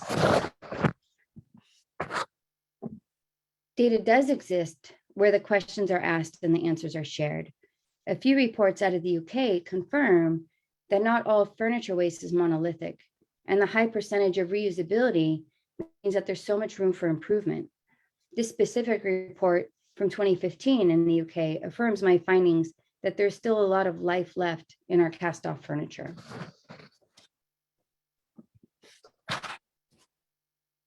Solutions can create new challenges. So solutions that solve for a system predicated on everything being garbage can create new challenges when it turns out not to be true. I'm sure everyone here is familiar with a bulky waste pickup. In Oakland, it's a free service to all residents to help prevent illegal dumping and to keep the streets clean. In my neighborhood, however, the materials are not picked up, but pulverized, which instantly destroys any possibility of reuse, furnishing homes, job creation, or investing in our local economy. So here's another example. Our business as usual approach treats these two very different desks the same. As soon as they're on the curb, they receive the same disposal treatment, irrespective of their quality, condition, and material composition. This is problematic. Another challenge with our bulky waste pickup as a solution to prevent illegal dumping is our ECAP, which is Oakland's Equitable Climate Action Plan that was published in July 2020. This ambitious and progressive report developed a greenhouse gas emissions reduction target of 56% relative to 2005 levels by 2030. It is supported by Oakland's 2018 Climate Emergency and Just Transition Resolution. The actions are focused on, among other things, economic security, good green jobs, and resilient communities. It calls for robust support and investment in green jobs, local reuse and repair infrastructure, and a decrease in life cycle emissions, which commonly comes from extending a material's life, such as repairing and reusing a couch which could be used to furnish homes for people coming out of homelessness. To quote the ECAP is not just a plan to reduce emissions, it is also a plan for sustainable and equitable development. As we invest in local regenerative systems, an equitable approach can ensure that frontline communities benefit first and foremost through green job creation and new projects. The ECAP references the circular economy as a system in which nothing is wasted. All materials are repurposed and kept in use instead of being disposed. I quote, "Many circular solutions like repair, reuse, sharing, or cooperative production can build community resilience while helping everyone meet their needs with fewer overall resources. During my project in my neighborhood, the biggest reusers of furniture waste was the unhoused population. There was a large encampment at a park by my apartment, and I would witness this secondhand convoy transport street furniture that I had seen from blocks away. I interviewed the guy with the shopping cart. He called himself D. He told me he found these pieces over by the DMV, which I looked up later and realized it was 0.9 miles from where we were, and that he was grateful to bring them to his tent since they will make him feel a little more normal. He said he had lost 5 tents to rats. The other photo was from a different encampment past the park under the on-ramp to the 580. It's since been cleared away and blocked up, but if you can see the small sign on the chair in the image on the left, it reads 350 OBO, $350 or best offer. This proves that discarded furniture has value It just depends on who you ask. It is imperative to look at some of the root causes to contextualize what is playing out on the street. Our systems reflect our values. We have fully invested in and bought into frictionless consumption technologies. We figured out how to have anything delivered to our homes in 24 hours with one click, yet we have not invested in any systems to refurbish, reuse, remake, and redistribute unwanted, imperfect furniture. Wish cycling is a term this audience may be familiar with. It originated in the recycling space, but I think curbed furniture in my neighborhood is furniture's version of it. And instead of it being a yogurt container that people hope and want to be recyclable, and so they put it in the recycling bin because it makes them feel good, though often it contaminates the whole lot and needs to be thrown away. But instead of it being a yogurt container, instead it's a chair or an imperfect couch or end table that, even though the owner of this piece of furniture doesn't want it anymore, but because there was still life left in it, they put it on the curb because they hope someone else is able to use it and that will make them feel better. But as we know, these good intentions have frustrating outcomes because furniture is highly perishable on the street, and a piece goes from having some value to no value quickly. Furthermore, people don't repair things they aren't going to keep, and they don't, won't, or can't gift, sell, or donate imperfect furniture. Used furniture is often imperfect because it's older, it has visible wear and tear, or it's just out of style. Everything needs an end market, and there are few to no options for outdated, imperfect furniture. Donation centers want only sellable pieces. The pieces need to be in style, in good condition, and typically small. Local shops I've talked to don't want overstuffed chairs or grandma's 300-pound solid oak couch. San Francisco Goodwill said they make more money on clothes than furniture. Furniture takes up a lot of floor space. It's hard to sell and it's hard to move around. Let's zoom out and look at some larger trends. Furniture imports to the US have increased 5 times since the 1970s. Employment in manufacturing has sunk to less than 10% of the workforce. Spending on stuff increased 20 times in the last 50 years. Furniture waste has exploded 600% since 1960. Customer expectations for furniture and longevity is falling, dropping by half in 20 years. And in 2020, 95,000 more people were employed as refuse and recyclable material collectors than were employed as upholsterers. So what does all of this mean? It means spending is up, waste is up, longevity is down, and manufacturing skills are disappearing. We're so disconnected to our materials, labor, skills, the environment, and our stuff. It shows up not only in how we treat our things, but how we manage them at end of life. Therefore, I propose a regional furniture hub, a place to aggregate, triage, sort, refurbish, sell, distribute, recycle, donate, and discard. We need to build a model that can support both market demand and supply for furniture that isn't market ready. My project helped me realize this wasn't a waste crisis as we've been conditioned to think about one.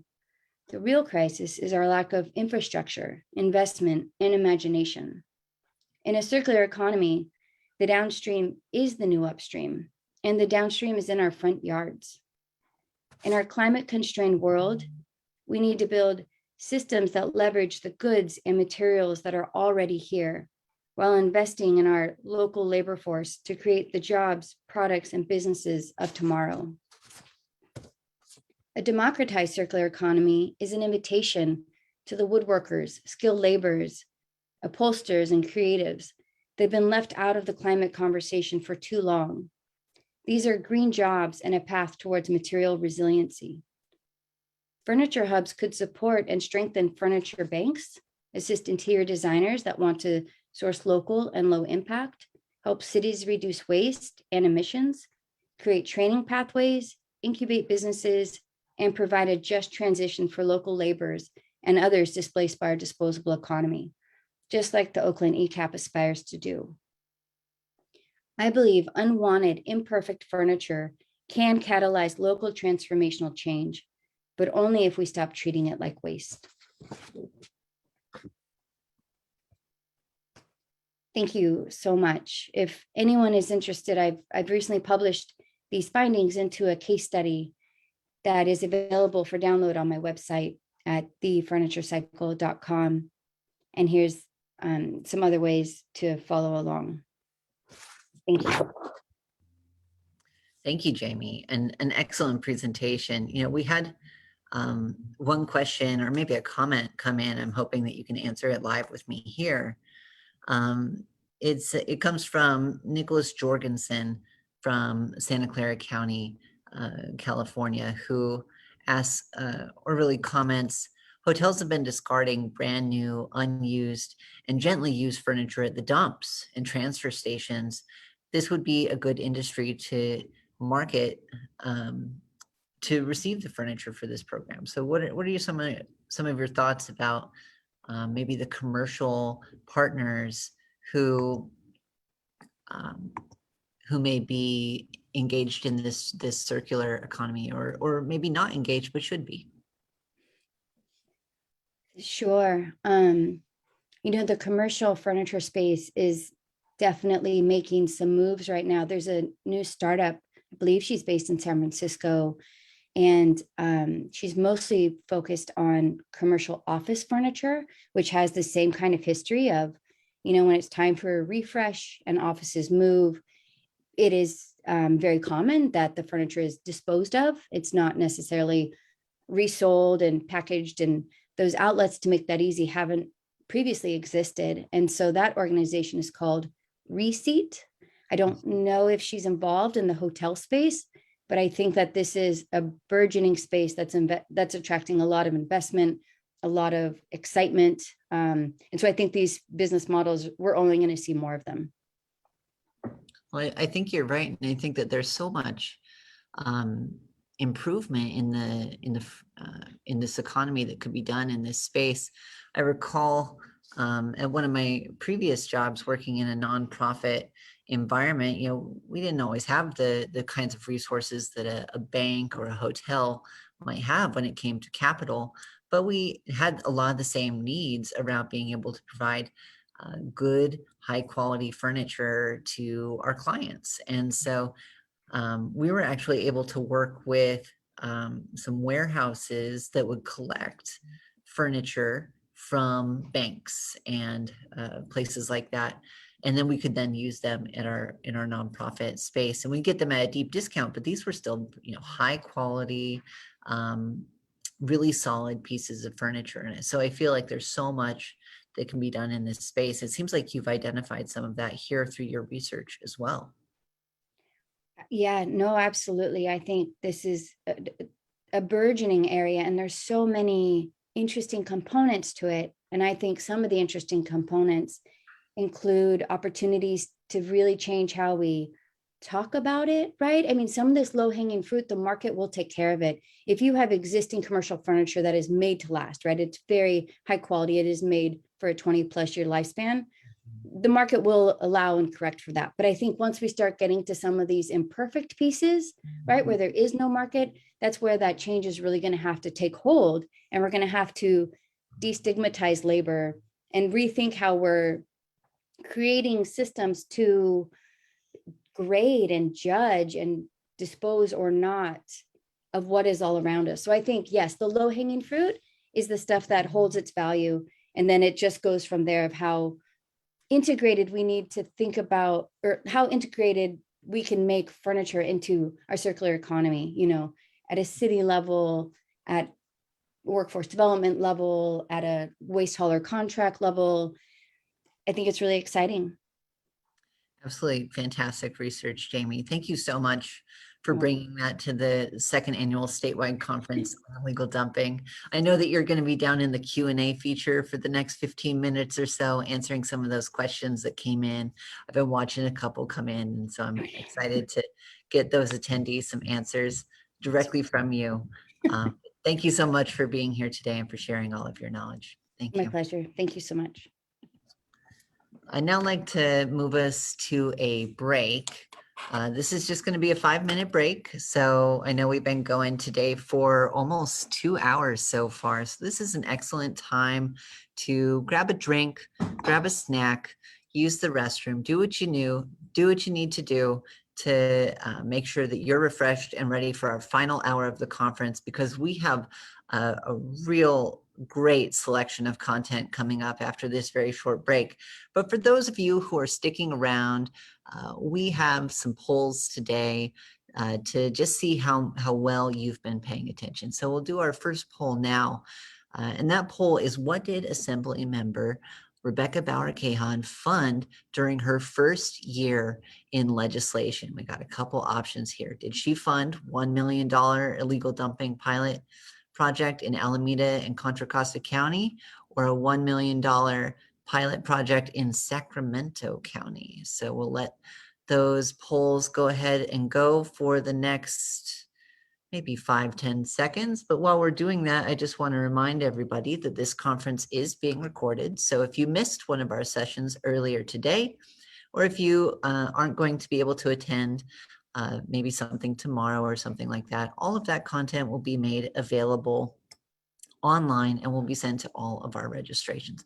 Let's go ahead and close the poll and see how those results came in. Looks like 88% of you went with the $1 million for illegal dumping pilot projects in Alameda and Contra Costa County. And that is the correct answer. We were very excited and pleased to work with the Assembly member through our illegal dumping projects in Alameda County, and also with our partners up in Contra Costa County. And we're very grateful for her. Do we have other polls that are going today? Let's go ahead and put one up on the screen. All right, our next one. What is an example of an education strategy? Community outreach, removing illegal dumping, or charging cases? We'll go ahead and let some people answer this. We're getting a lot of people engaging this. Over 100 people have answered so far. This is really great. Just give it maybe 10 more seconds to answer that question. And while we're due, just a little reminder that we've sent all of you who registered a list of cleanup events that will be happening throughout the state this Earth Day weekend. And we're encouraging all of you to go out and practice what you've learned during this conference on Earth Day weekend at one of those events. Let's go ahead and close the poll and see what those results are. 98% of you came in with community outreach as an example of an education strategy. Now there is a couple, little qualifying things here, right? If you're charging cases and then publicizing those cases, that could be considered a type of education. And if you're also educating people about how to remove illegal dumping properly, that could also be. But community outreach is very solidly an education strategy. Do we have a final poll for our audience today? Who is the director of the Beautification Council? Is that Henry Howard, Ken Houston, or William Stone? I know this is a little tricky one. We did hear from the Beautification Council earlier today. Go ahead and put in your votes. And while you're doing that, just a reminder that we are on social media with you today. So if you'd like to join with us on social media, we are broadcasting this conference live on Facebook. We are also on Twitter, Facebook, and Instagram using the hashtag IDCon22. You can see behind the scenes photos on there, images about what's coming up next, and keep the conversation going all day after the conference using that hashtag. Let's go ahead and close this down. All right, looks like the majority of you with 83% got the correct answer with Ken Houston, who is the director of the Beautification Council and presented to us a little bit earlier today about the local impacts of illegal dumping. Excellent. Well, we hope everyone has had a chance to grab a drink, grab a snack, use the restroom, and get situated because we are about to jump back into our conference content for the afternoon. We have two upcoming presentations, one presentation and one panel that I think you're all going to be very excited about. The first is going to be on the proper disposal of 1 pound propane cylinders. And I'm very excited to get in and learn a little bit more about that. And then following that, we're going to have our first panel discussion of the conference, which will be on case studies on mattress recycling. So Nate, good to see you. I'd like to welcome you to the illegal dumping stage. Nate has been with the California Product Stewardship Council since 2018 and serves as a special project manager focusing on statewide legislation and education, two very, very important topics. He oversees a number of the organization's various advocacy and educational projects related to the reduction of household hazardous waste, the promotion of producer responsibility, product green design, and designing end-of-life management. Nate, it's so good to have you here. It's so good to be working with the California Product Stewardship Council and to hear about this very exciting topic that's so important in our state. And I'm going to pass it over to you. Welcome, Nate. Aaron, thank you so much. Can you hear me okay? I can. You're good to go. Great. Well, special thanks to you, Aaron, for and your team, of course, for pulling us together. This is such a wonderful conference, wonderful resource for so many across the state and even beyond. So also thank you for having me today to talk about the Refuel Your Fun and Save campaign. I know a number of you have heard of this before. We provided updates on this in the past. I wanted to provide you with a new update with some very interesting information on a specific case study for a national park in the state of California. And we're calling this specific presentation, No More Dumping. So we'll go ahead and get started. I always like to start my presentations with a brief overview of who California Product Stewardship Council is. I'm a special projects manager along with Joanne. Our executive director is Doug Coble. We've got two other employees, Cameron and Yalan, who are interns and associates. We're also supported by a board. We've got 4 on our executive board and a number of board members. Quite a diverse background on the board. We've got jurisdictions, we've got haulers, we've got a number of NGOs. We couldn't survive without them. We're very glad to have their leadership. Now, the California Product Stewardship Council has a mission of shifting the cost burden of problematic products from the shoulders of ratepayers in jurisdictions to the producers of the waste. And a lot of the support we get financially comes from our associates, cities, counties, JPAs, and districts, in addition to sponsors. So special thank you to each of those who help us keep our doors open and allow us to continue our public education and advocacy work. So on to the presentation, No More Dumping. We've learned over the years that the 1 pound propane cylinders, which I'm sure you've seen, probably a number of you go hiking, go backpacking, camping, and you probably take along on occasion your Coleman stove or your lantern, each of which attached to the 1 pound propane cylinders. They look similar to this. So those traditionally have been single-use cylinders, and for all intents and purposes, they are one of the very few propane cylinders that are produced in this country or outside that are single use. And it's really quite an anomaly. We've seen the 20-pound propane cylinders that, of course, are reusable. Those are the ones that you use on your grills. I'm going to focus on the 1 pound propane cylinders today because they really have become a problem over the years, and they're costing us as ratepayers, as taxpayers, an awful lot of money, and that number seems to be growing. So with Refuel Your Fun and Save, this campaign is all about encouraging consumer behavior change. It's about encouraging folks, educating folks so that they realize that single use isn't always the best option. It may be convenient, it may be inexpensive, but it's certainly not the best option for us in the long haul. And the reason why is because they're simply not reusable.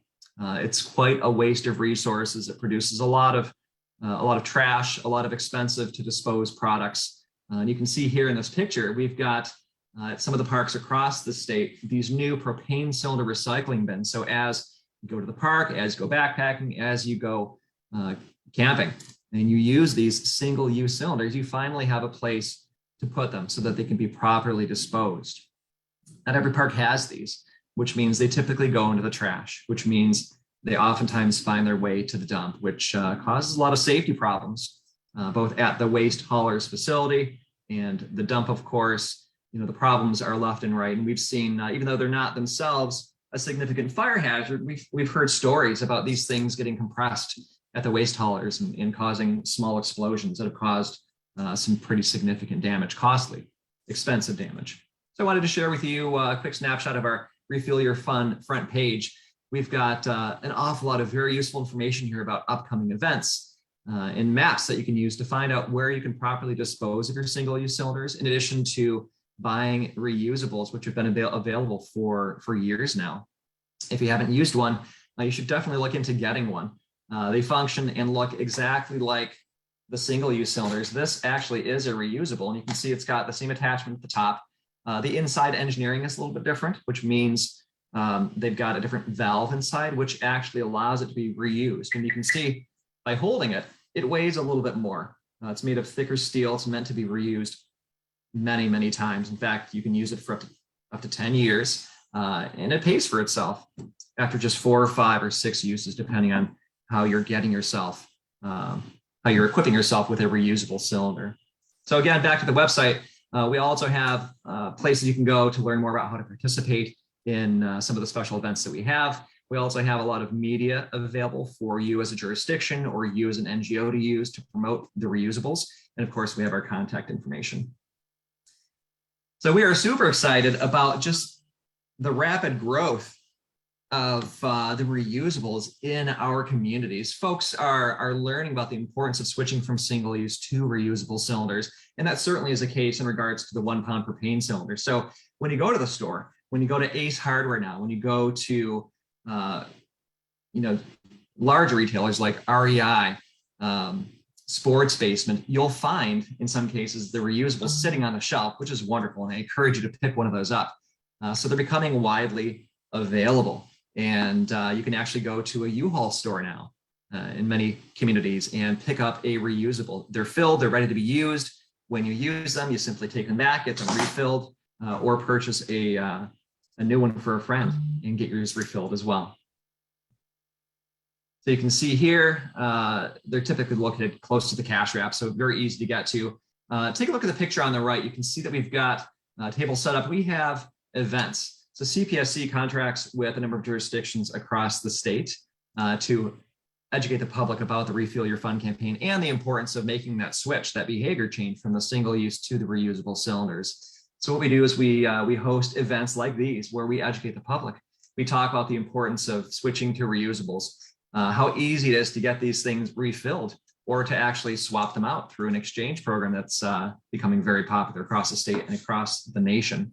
So if you're interested in having one of these, definitely let us know. We'd love to visit your community. We love educating the public, letting them know about these new reusable cylinders and how they can contribute to our solution of minimizing dumping. Here's an example of a couple different websites. We've got a private company called Little Camper, which now offers an exchange program for these reusable cylinders. So what I can do is I can go to the store. If that retailer participates in an exchange program, I would buy this and I'd take it home and I'd use it. And then I'd bring back the empty to the store where I bought it. And I would swap it out for a filled one. So I return the empty and I receive a filled one for a small fee. So this is very similar, nearly identical to what you currently do for your barbecue 20-pound propane cylinders, right? You use it, you take it back, you swap it out. It's super easy, very convenient, and it results in significantly less waste, a lot less dumping. And I wanted to show you these websites because Little Camper maintains its own map that shows where each of these exchange locations exist. And it's constantly being updated. This one's from about 2 or 3 weeks ago. So I'm sure there are a number of additional ones available now. Refill Your Fun also maintains a map that includes each and every one of the Little Camper locations, but it also includes refill locations, purchase locations, and then some. So you've got 2 great resources, 2 great maps that show you where you can go. And these locations are growing by the week. So chances are if you don't have one near you now, you will in the very near future. And the reusables, they're not just for camping anymore. And we like to talk about this slide in particular because a lot of commercial applications exist. In fact, at Sierra Nevada Brewery up in Chico, they have a commercial kitchen and they go through dozens and dozens of these things every week or two. And they were consuming just vast numbers of single-use cylinders, and they found themselves with a lot of waste, and they weren't quite sure what to do to get rid of it. And they, for a while, were taking it to the Butte disposal facility, and they found out that it's costing that facility a lot of money to properly dispose of these cylinders. So they took a look at their options, and they realized they now have reusable options available. In this picture, you can see one of the manufacturers. Its name is Flame King. They sell these cylinders. This, in fact, is a Flame King cylinder. And all you got to do is find a way to refill it. Again, there are locations near you that refill these things, and that allows us to avoid dumping. So over the pandemic, we changed our approach to educating the public because we just couldn't have events like we used to on a very frequent and regular basis. So what we came up with was something called a reusable 1 pound propane pledge. And what we asked folks to do was to visit a local retailer that had these filled reusable cylinders in stock. And we asked them to take the pledge. And the pledge essentially is to create less waste, to save money by switching from the single-use cylinders to the reusables. You know, again, they pay for themselves after just 4 or 5 uses. And in taking the pledge, we gave them a free cylinder, and they loved it. And this allowed us to get a lot of reusable cylinders into local communities very quickly. And it allowed us to help support the refillers that were newly found and newly set up within those communities. So we're creating a little bit of an economy here. Instead of the cylinders being produced, the single-use cylinders being produced in states thousands of miles away and shipped over and over again, we're actually creating business relationships in our own communities by refilling them local, supporting the jobs, supporting the retailers, and minimizing our waste all at the same time. So if you have not taken the pledge, visit refuelyourfund.org and take that pledge, and I'll see what I can do about getting you a free cylinder. This next slide shows some of the ways that we've gotten the cylinders into the hands. You can see the QR code. This is a way that we got some cylinders, the reusables, into residents' hands within Yolo County. We use QR codes to direct folks to take simple surveys about their use of the single-use cylinders. We gather that information and provide it to Cal Recycle at the end of each of our grants so that they can make better educated decisions about where the grant dollars should go. Okay, and here are a couple more pictures from some recent events. You can see we've got some very healthy stock of reusable cylinders. So if you hear of one of these near you, definitely go check them out. Also, during the pandemic, we found new and more interesting and innovative ways to get cylinders into people's hands. And it was actually by delivery because folks weren't willing to go out to a retailer during lockdown. We actually hand delivered cylinders to people's front porches. And then we let them know that it had arrived, and then they opened up their front door, and lo and behold, they've got a filled reusable cylinder available for them to start using immediately. And in many cases, they did. They took these camping, they took these national parks, state parks across California in an effort to get outside and enjoy the great outdoors. So we do a lot of public education. I'll talk about that down the road, but you can see here some samples of videos that we posted on social media and public education oriented posts about the reusable cylinders. I really want to get to the meat of the presentation, which is the cleanup case study for Yosemite National Park. You know, we've got a real issue at national parks, and it's a dumping issue. Folks go in, they take with them single-use products, and it's not just cylinders, it's oftentimes cylinders, and those happen to be one most expensive for the parks to properly dispose. But there are many other single-use products that are causing a lot of problems when it comes to dumping. And you can see in these pictures here, single-use cylinders for sale at many national parks. You can see some of the national parks have now propane canister drop-off bins. You know, they're not the best built, but they serve a purpose, and they get the job done. And you can see all of these bins on the right-hand side, the upper right-hand corner. We've literally got thousands and thousands of these things being collected on an annual basis. And this is just within Yosemite National Park, and I'll share some specific numbers shortly with you. But you can see some of the dumping issues that we've got here. They gather these things, they start to rust, they start to leak. This is a real environmental issue. It's not just causing financial problems. It's not just an eyesore. It's not just adding to and compounding some of the other problems the parks are experiencing, but it's also an environmental issue. And you can see here, again, the solution, which is the reusables. So myself and Joanne at CPSC as well, we both participated in 2 unique collection and sorting events at Yosemite National Park. You can see some of the pictures that we took. So folks, they go in, they go backpacking, they camp, they use these single-use 1 pound per cane cylinders, and they have no place to put them except for those bins. They oftentimes don't completely use these cylinders. So we find them when they arrive in these bins, they oftentimes have an awful lot of gas still left in the cylinder. So talk about wasted resources. This is a huge, huge deal. But they're also using the butane and other chemical cylinders here as well. We haven't quite come up with a proper solution on recycling for these, but we're working on it. But I wanted to share with you and give you really a better understanding of just the quantities involved. And this is just a portion of the cylinders that have been collected at Yosemite over 1 year. And you can see that we've organized these and counted these, and then we put them into these ginormous canvas bags, which are then hauled off to a disposal facility to be punctured.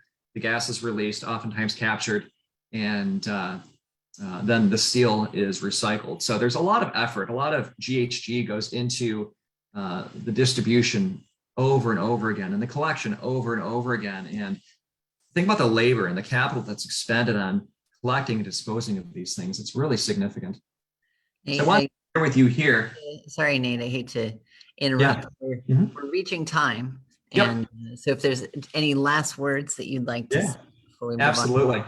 Just wanted to share this with you. Over the last year or so, they've collected almost 11,000 cylinders, costing over $22,000 worth of resources.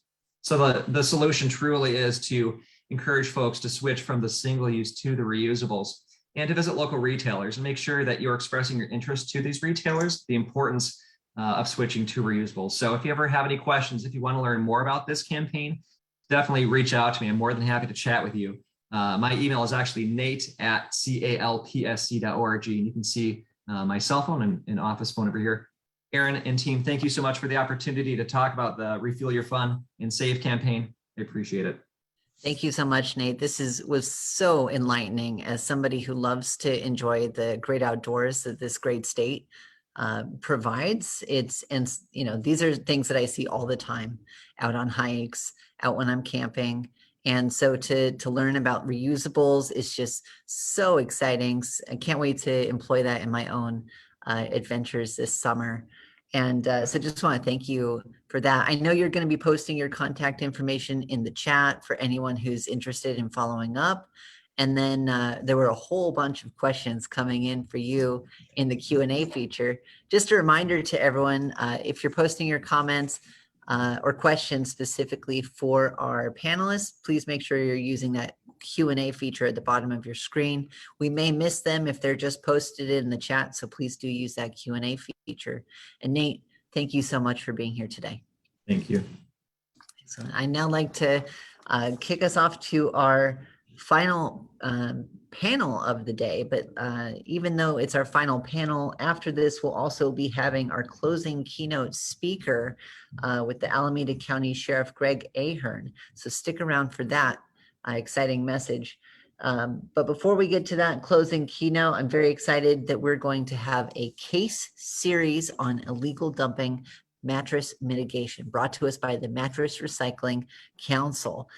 This is going to focus on 3 different cities: Palmdale, San Jose, and Berkeley. And in order to facilitate this exciting conversation, I'd like to welcome Taylor Grimes, who serves as the Special Projects Coordinator with the Mattress Recycling Council, focusing on illegal dumping and environmental justice initiatives.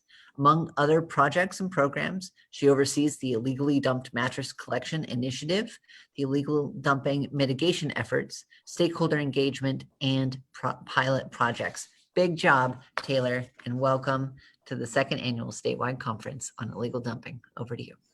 Yeah, excited to be here. Thanks for the introduction, Erin. To get started, in 2021, the Mattress Recycling Council funded pilot projects in the cities of Berkeley, Palmdale, and San Jose to address illegal dumping of mattresses. Each panelist will present the background of their project, findings, and recommended solutions. The first presentation will be from the city of Palmdale. I would like to introduce Stephanie Mahia and Stephanie Autry. who are both management analysts handling the city's solid waste issues. Hi, Taylor. Thank you.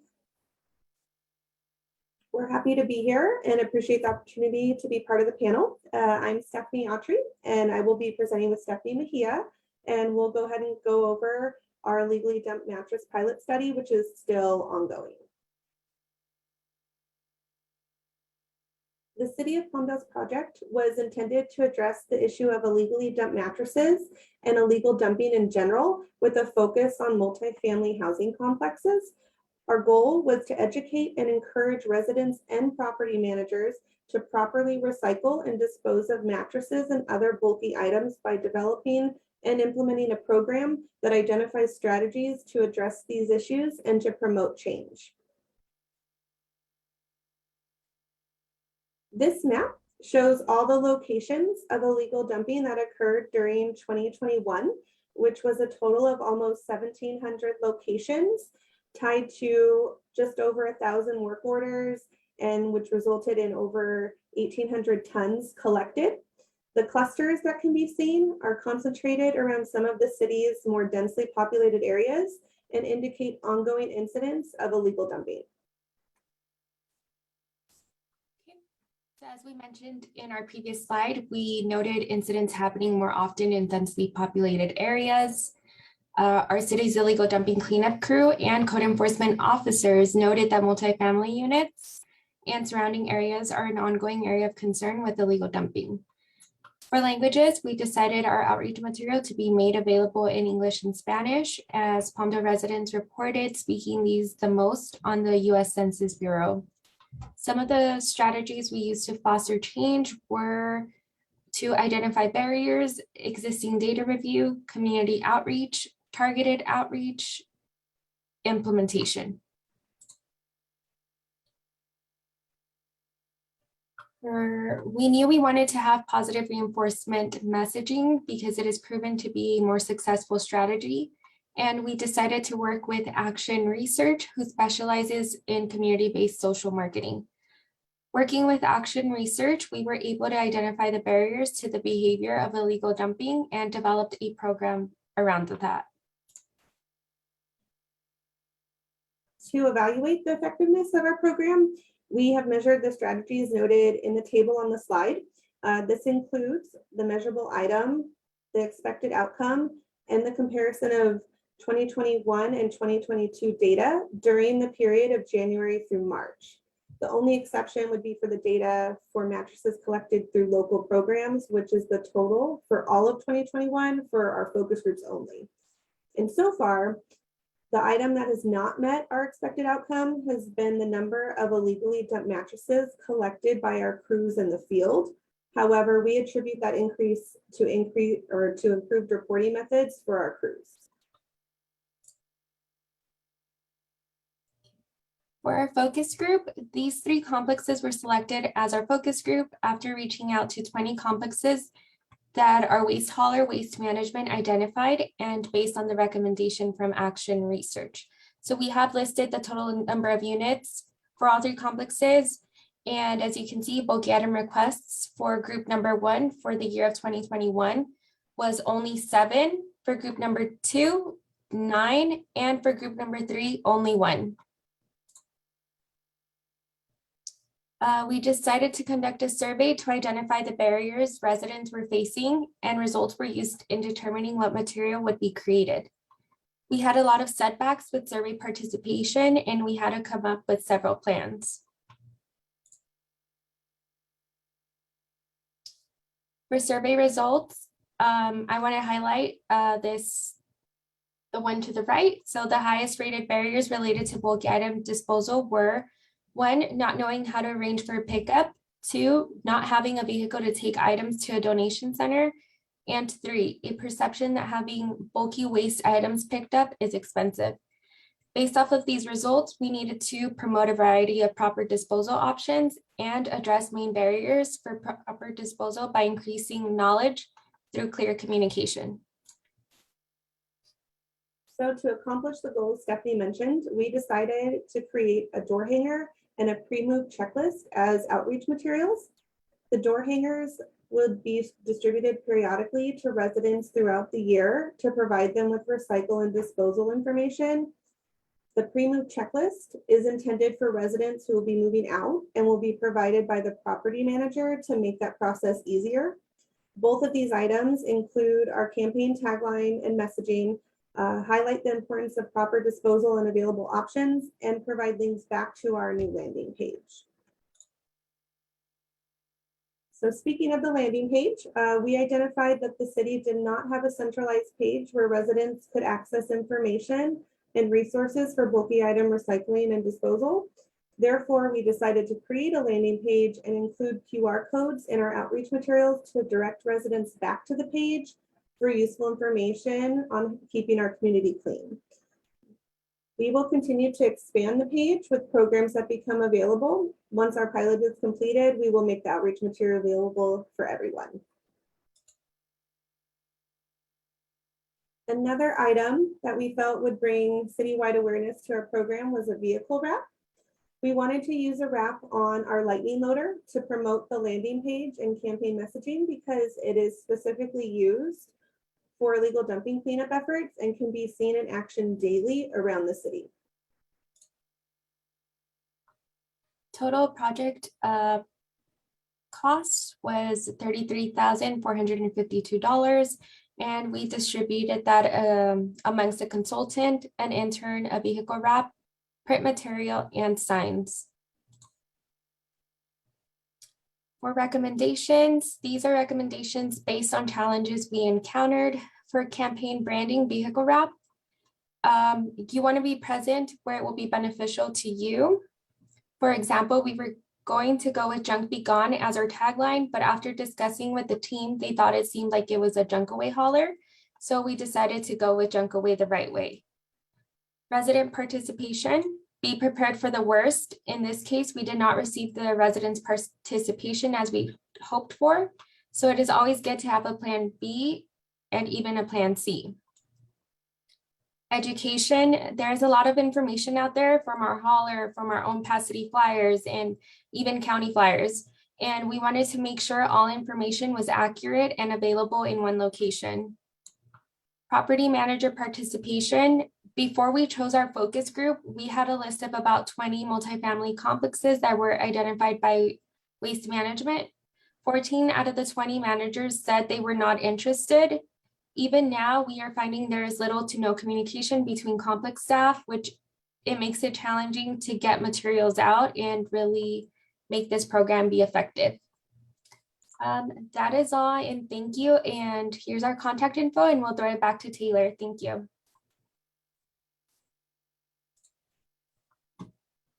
Thank you, Stephanie and Stephanie, for sharing. I'm excited to hear the final results at the conclusion of the project. The next presentation will be from the City of San Jose. We have Ed Ramirez and Olympia Williams here with us. Ed Ramirez is the Supervising Environmental Specialist with the City of San Jose's Parks, Recreation, and Neighborhood Services Department.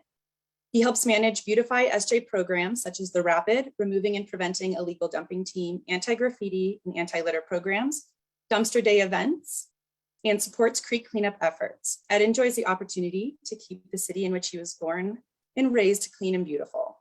Olympia Williams is the division manager for the Beautify SJ program. Her efforts focus on leading programs that support neighborhood livability and quality of life for their residents. Olympia will be monitoring the Q&A feature on today's panel. And I will send it over to. Yes, I will share my screen now.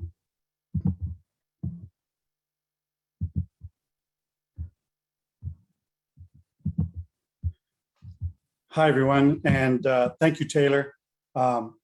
So we are very excited to be participating in the second annual statewide illegal dumping conference. We'd like to take this quick opportunity to thank Taylor Grimes and the folks at the Mattress Recycling Council. We'd like to thank Supervisor Nate Miley, Erin Armstrong for all the work that she does, and the Alameda County Illegal Dumping Task Force for giving us the opportunity to present this update on our illegally dumped mattress pilot study project that we are conducting with the Mattress Recycling Council. The primary purpose for this project was to decrease the number of illegally dumped mattresses in 4 hotspot locations within multifamily dwelling neighborhoods and to promote proper mattress recycling through junk pickup appointments and participation in Mattress Recycling Council take-back programs. To achieve this, we implemented a targeted outreach plan to increase awareness around the city's curbside junk pickup program and the MRC take-back programs for select San Jose multifamily dwellings located in the hotspot pilot areas. In this project, we will study the effectiveness of combining targeted outreach and the installation of cameras with license plate readers at these identified hotspot locations.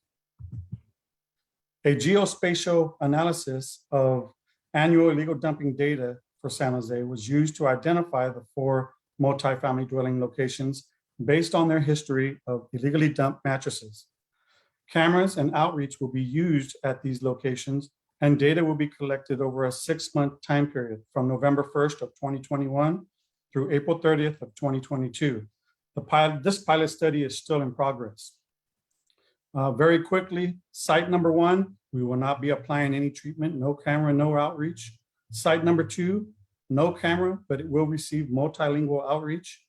And site number 3, it'll receive 1 camera with no outreach. And site number 4 will receive both 1 camera and multilingual outreach.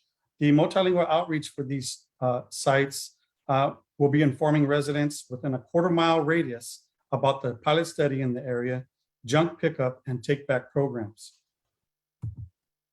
We worked with the City of San Jose's Communications Division to create multilingual outreach material to educate neighbors around the hotspot locations on the mattress take-back programs and the City of San Jose's junk pickup program. Other languages used for these materials were Spanish and Vietnamese. The outreach materials call out the specific neighborhoods by name and contains a map of the pilot study areas. Images of common unwanted items are included in the outreach, as well as links providing information on retailer take-back, free mattress drop-off sites nearby, and for the San Jose 311 app or website to schedule an appointment using the City of San Jose's junk pickup program. We also received support from our communications division to create digital versions of the multilingual outreach to be posted on the Nextdoor app or website targeting neighborhoods of the hotspot locations designated to receive outreach in this pilot study. These digital pieces were posted from the City of San Jose's Park, Recreation, and Neighborhood Services account on Nextdoor. This was a great opportunity to receive immediate feedback from the residents as they comment on the post. Beautify San Jose staff installed self-powered video and license plate reader cameras at 2 of the identified sites for this pilot study. These cameras focus on areas within the public right-of-way and are monitored weekly for illegal dumping activity. Any activity observed will be recorded and forwarded over to our code enforcement inspectors for further review. In addition to monitoring cameras for activity, Beautify San Jose staff is gathering baseline data on illegally dumped mattresses, junk pickup appointments, and junk pickup appointments that include mattresses within these pilot study locations from the same time period during the previous 2 years to compare with the data gathered during this pilot study. Here are some of the observations that we have seen so far for each site during this study. At site number 1 that did not receive a camera or outreach, we saw an increase in illegal dumping and a decrease in junk pickup appointments. This could have been anticipated. Site number 2 did not receive a camera, but did receive multilingual outreach. We saw a decrease in illegal dumping to a number fewer than the junk pickups. So that could be good. Site number 3 received 1 camera, no outreach. We saw a decrease in illegal dumping while the junk pickup appointments stayed the same. At site number 4 that received 1 camera and the outreach, we saw a decrease in illegal dumping, but we also saw a decrease in junk pickup appointments. This is something that we'll have to look into further. Some of the observations that we've come up with during this study is that the baseline data from previous years had higher numbers of junk pickup appointments, including mattresses and illegal dumping, most likely impacted by the pandemic. During the pandemic, everybody was at home and we began to see the pandemic purge take place.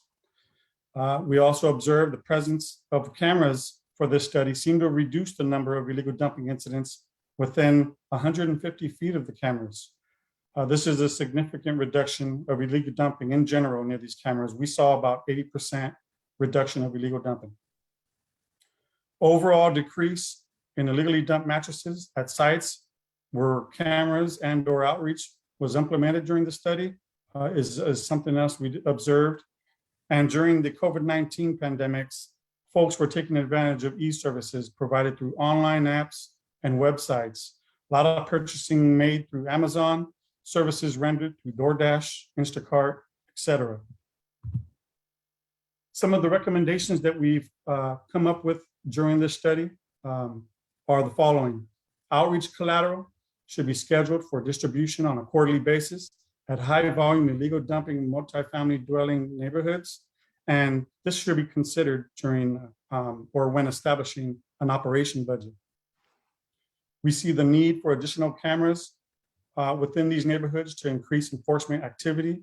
As Aaron mentioned earlier today, regarding the 3 E's, without enforcement, the bridge will collapse. We suggest work to establishing new or additional free drop-off locations for mattresses. For a city of our size, we've identified 3 locations, and we can see an opportunity to reach out to the MRC and to create drop-off events. We also see the need to improve convenience and scheduling proper disposal of mattresses using e-services on apps and websites. As I mentioned in our observation, more services are transitioning to these type of platforms. And just as we have added junk pickup appointment scheduling to our San Jose 311 app or website, perhaps we can add something related to proper mattress recycling or disposal for residents on this platform. These are just some of the observations and recommendations we have now while the pilot study is still taking place. And we hope to have a complete analysis of our findings within the next month or 2. We thank you for your time, and feel free to reach out to myself and/or Olympia Williams for additional information related to this pilot study project and Beautify San Jose programs. I'll hand it back over to you, Taylor. Thank you, Ed, for sharing, and to Olympia for being here as well. We're looking forward to reviewing the final results at the end of this month and in the next few months as the analysis is completed. The last presentation will be from the City of Berkeley. I would like to introduce Heidi Obermeit. Heidi has served as the City of Berkeley's Recycling Program Manager in the Department of Public Works Zero Waste Division since 2016. Her role is assisting the city in achieving its goal of zero waste. Thank you for being here today, Heidi. Thank you, Taylor. Appreciate it. Happy to be here and excited to present on the City of Berkeley's curbside mattress collection pilot program. All right, I will share my screen. All right, everyone, can you see that okay? All right. So illegal dumping of mattresses is a problem in Berkeley. We get around 1,200 to 1,700 mattresses illegally dumped in Berkeley per year. And we find that it's especially a problem during Cal student move out in the spring. So our goals for the pilot program were to reduce illegal dumping and then also to reduce the landfilling and increase recycling of mattresses. So we received a $100,000 grant from the Mattress Recycling Council to fund both staff time to pilot a curbside collection program and also 2 educational mailers to promote the program and other available recycling options. So brief overview of the program. So we piloted a dedicated curbside collection program for mattresses to make it easy and convenient for residents to properly recycle their mattresses. And as part of that, we stopped allowing mattresses to be placed in the regular refuse bulky item collection that's available for residents for free 1 time per year. That's specific for 1 to 4 unit properties. So we also expanded the eligibility for the program to 5 to 9 unit properties. And we did establish some quantity limits to make sure that it didn't exceed our operational capacity. So residents would call our 311 customer service line to request a pickup, and residents were told to place their mattresses curbside. And we told them to put them ideally in the parking strip, so in between the sidewalk and the street, and not to block the sidewalk. And you can see from the photo here that they attempted to do that. And so we also advised residents to place a sign on the mattresses so that their neighbors would know that they actually scheduled a collection and that they weren't illegally dumped mattresses. We did provide a template for residents that they could download from our website, but most people just hand wrote a sign and taped it to their mattress. And then our public works crews would pick up the mattresses curbside. We did provide a window, a 5-day window for pickup. And the only reason for that is just due to staffing shortages. We didn't have the staff to be able to dedicate a specific day just for mattresses because there's too much other work going on. So normally we would pick up the mattresses that day that the resident put it out there. But we did let them know that it could take up to 5 days for the pickup to happen and to not call in for a missed pickup until after that 5-day window. So in terms of outreach and education, we added a web page on our City of Berkeley website that was dedicated just for mattress recycling info. We sent out 2 educational mailers to residents living in 1 to 9 unit properties. And we did target outreach during Cal student move out in the spring. So the first postcard, you can see the image here, that was sent out in April before commencement in May. And we also posted a news release to the Berkeley website, and that goes out to our listserv. And then we coordinated messaging with UC Berkeley staff and students, and also the Berkeley Property Owners Association. So the program results. We completed a little over 1,000 curbside pickups during the pilot program year, and we collected and recycled 1,334 mattresses. And you can see the collected mattresses, they're staged under our weather cover that's located at the Berkeley Transfer Station. And this cover was actually funded through a separate Mattress Recycling Council micro grant that we had received previously. So program costs, the total cost was around $129,000 for the year to implement the program. Most of that was staff time, so the collection for the drivers to actually go out and pick up the mattresses and bring them back to the transfer station. They averaged around 15 hours per week. Our customer service time spent a little over 100 hours on the phone with customers, taking calls, making the pickup appointments. And then we spent time on the implementation of the program management. The outreach material cost about $15,000, mostly postage. And so if you look at the approximate cost per mattress, if you look at just the collection cost, the driver's transportation is about $57 a unit. If you look at collection and customer service time, about $63 a unit. If you incorporate everything, including the outreach material and rolling out the program, it's about $97 per unit. So the big question, did the program actually reduce the number of illegally dumped mattresses in Berkeley? And I think the answer is yes. We saw a 32% decrease of illegally dumped mattresses picked up by city crews during the pilot year compared to the prior year. So you can see the pilot year is at the bottom of the chart. There were 940 illegally dumped mattresses during that time, during the pilot year. The prior year, there were 1,372. And you can see that through the other years, it was definitely a decline as well. And then we also saw a decline in the number of mattresses that Caltrans picks up from Berkeley encampments and also along highways. And we also saw a 55% decrease of illegally dumped mattresses that are picked up by city crews during Cal move out in the pilot year compared to the prior year. So you can see at the bottom of the chart there, only 208 mattresses were illegally dumped during the pilot year, during the May to June student move out timeframe.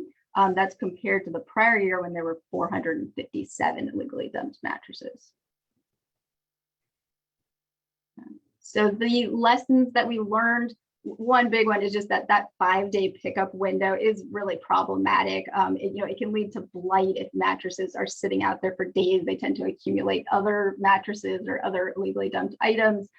We also got some customer complaints because mattresses were sitting out for too long. Sometimes they would fall over and block the sidewalk. We had a blind resident who called in a couple times because the sidewalk was blocked. So that was not great. So we switched to one designated mattress pickup day per week towards the end of the pilot, and that works way better. The other thing we learned is that mattresses can get really heavy if they're set out on rainy days. And especially for those foam mattresses, they get really sopping wet.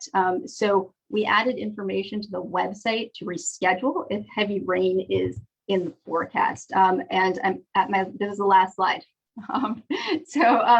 The initial staff concerns about residents requesting too many pickups, that was a concern. And we found that was not a problem. Most properties only requested one pickup, and most residents only placed out 1 or 2 mattresses.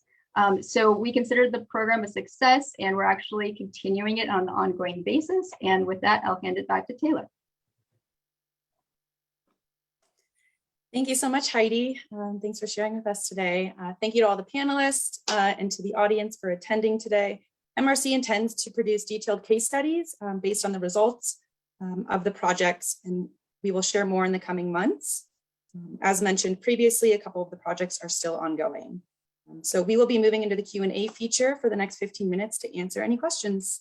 And I will send it back to you, Erin. Thanks so much, Taylor, and to all of your panelists who presented on this very important case series. It was so fascinating to learn how this issue was tackled in these different jurisdictions and what the results were. So thank you so much for bringing that together. I'd now like to move us over to Supervisor Nate Miley, who will be introducing our closing keynote speaker, Sheriff Ahern. Supervisor, over to you. Yes, I might have to go off real fast because I'm at the Board of Supervisors meeting and I need to make remarks there. So I'm going to ask Aaron to introduce the sheriff on my behalf. But I just want to really thank Sheriff Greg Ahern for giving us closing remarks and also for his support in addressing illegal dumping. And I'm going to go back to the Board of Supervisors meeting so I can make remarks there at the same time. So thanks, Aaron, for handling this for me. My pleasure, Supervisor. Always happy to help. And I know we've got a busy day with the Supervisor, both hosting the start of our second annual statewide conference, as well as being in his official capacity as a board supervisor today. So we really appreciate him putting in that double duty today. I'd now like to welcome to the illegal dumping stage Alameda County Sheriff Greg Ahern, who has been an incredible partner locally in addressing illegal dumping. We partnered with the Sheriff's Department on the acid pilot, and honestly, we couldn't have done the work that we did without their support, whether it was doing in-person patrols, helping to block streets when we were doing cleanups and tree plantings. They were always there and always ready to help out. We know that enforcement is a huge element of those 3 E's, really can't tackle illegal dumping without it. And so we're very pleased to partner with the sheriff on that front. Let's see, so I'll just read a brief introduction about the sheriff. Sheriff Ahern is the Region 2 coordinator in the Governor's Office of Emergency Services and is tasked with coordinating emergency regional response in 16 counties across California, from Monterey County all the way up to the Oregon border. He is this 22nd sheriff in Alameda County, and he took office in 2007 and oversees 1,650 employees on a budget of more than $550 million annually. The sheriff provides law enforcement services to the unincorporated areas of Alameda County, which serves a population of 150,000 county residents. The supervisor always likes to say that if the unincorporated area were its own city, it would be the fourth largest in the county, which is quite big. In addition, the sheriff contracts with police services with the city of Dublin, Oakland Airport, AC Transit, hospitals, and with social services. Sheriff Ahern, thank you so much for being here and welcome to the conference. Aaron, thank you very much for having me. Can you hear me okay? We can hear you. We can see. Good. All right. So obviously law enforcement is involved in the task force because this is a criminal act. It's an initial crime of 374.3, which is illegal dumping of waste. And so many times it goes ignored in our communities. And these illegal dumpings occur in all areas of the county, whether it be urban, suburban, or our rural areas. In addition to the crime, the dump sites cause major concerns with public safety, and they also increase infestation of bugs, rats, and vermin that cause problems to the residents in and about the area of those illegal dump sites. So we have concerns about pollution in our waterways, as well as we heard from Ken Houston. The waterways are extremely at risk because of these sites. And I was very pleased to learn that people on the call today were concerned about encampments, because our encampments, we find a great number of stolen vehicles, abandoned vehicles. They have the propane that we learned about. They have furniture and mattresses that need to be added to our overfilled land waste. And they have shopping carts, as you all know. And so all this cleanup process is very expensive, and it adds to our already overused landfills. The furniture that you're talking about, we started a program to refurbish furniture as well. The furniture that would go to the landfills from like major universities or hotels or other places that are remodeling. We have that furniture picked up and delivered to the San Rita jail. Our inmates then get to refurbish it in their vocational training of being a carpenter. They then can provide that furniture back to places in the community that maybe are economically challenged and can't afford to have new furniture. We deliver it to long-term care facilities, things like Section 8 housing, and even to the people that suffer from food insecurity. So the furniture is a big part of what we do as well to help in all aspects of community and public safety. The time and expense for law enforcement could be better utilized to address the other needed enforcement priorities in all the various communities. The cleanup and abatement program adds to the overall public safety of our communities. So law enforcement likes to be involved in some of these events because we get to display our concern for the neighborhoods, and we get to have contact with the people that are being victimized by these illegal dumpings. And we have a positive interaction with those individuals, especially when we remove those abandoned vehicles that have been left in front of their neighborhoods for many months. We're also addressing the 5 main drivers of crime in our communities. Those 5 main drivers of crime are the environment, health, unemployment, poverty, and lack of education. So these illegal dumping sites, we can continue our efforts to reduce unemployment. We heard one of our presenters talk about employment opportunities. We can create employment to ease the stress of poverty in our neighborhoods. We can continue to prioritize our education needs, and we can work to improve the overall health of our citizens, and of course, increase the awareness of our own environment, from the waterways to the beautification of our cities to the cleanups, all the work that's been done by this task force. Law enforcement reaction to these sites needs to be very quick. So additional subjects do not tend to add to that existing problem. So the quicker we get to those sites, the sooner they're reported, the sooner Public Works can get there and clean it up. It will prevent additional dumpings from those same locations. So our efforts can have a positive effect on the community if we focus on the prevention, the enforcement, and the programs that you all provide, and the continual service to make sure they don't continue to be a problem at the same sites.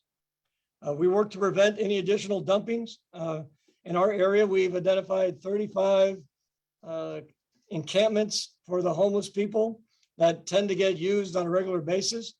And as soon as we clean them up, we have to make sure we continue to go back so they don't reuse those places and continue on with the dump sites.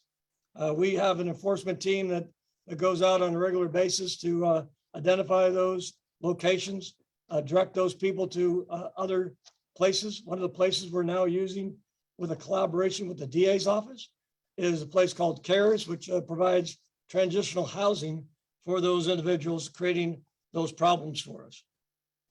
Our programs, we work on these sites to identify the offenders, and the abatement programs clean up the affected areas. We want to continue our service to those neighborhoods and patrols and communication so that they understand they can contact us and we can be responsive to their needs. And we heard earlier about education, how important education is to all of our people that are affected by these illegal dump sites.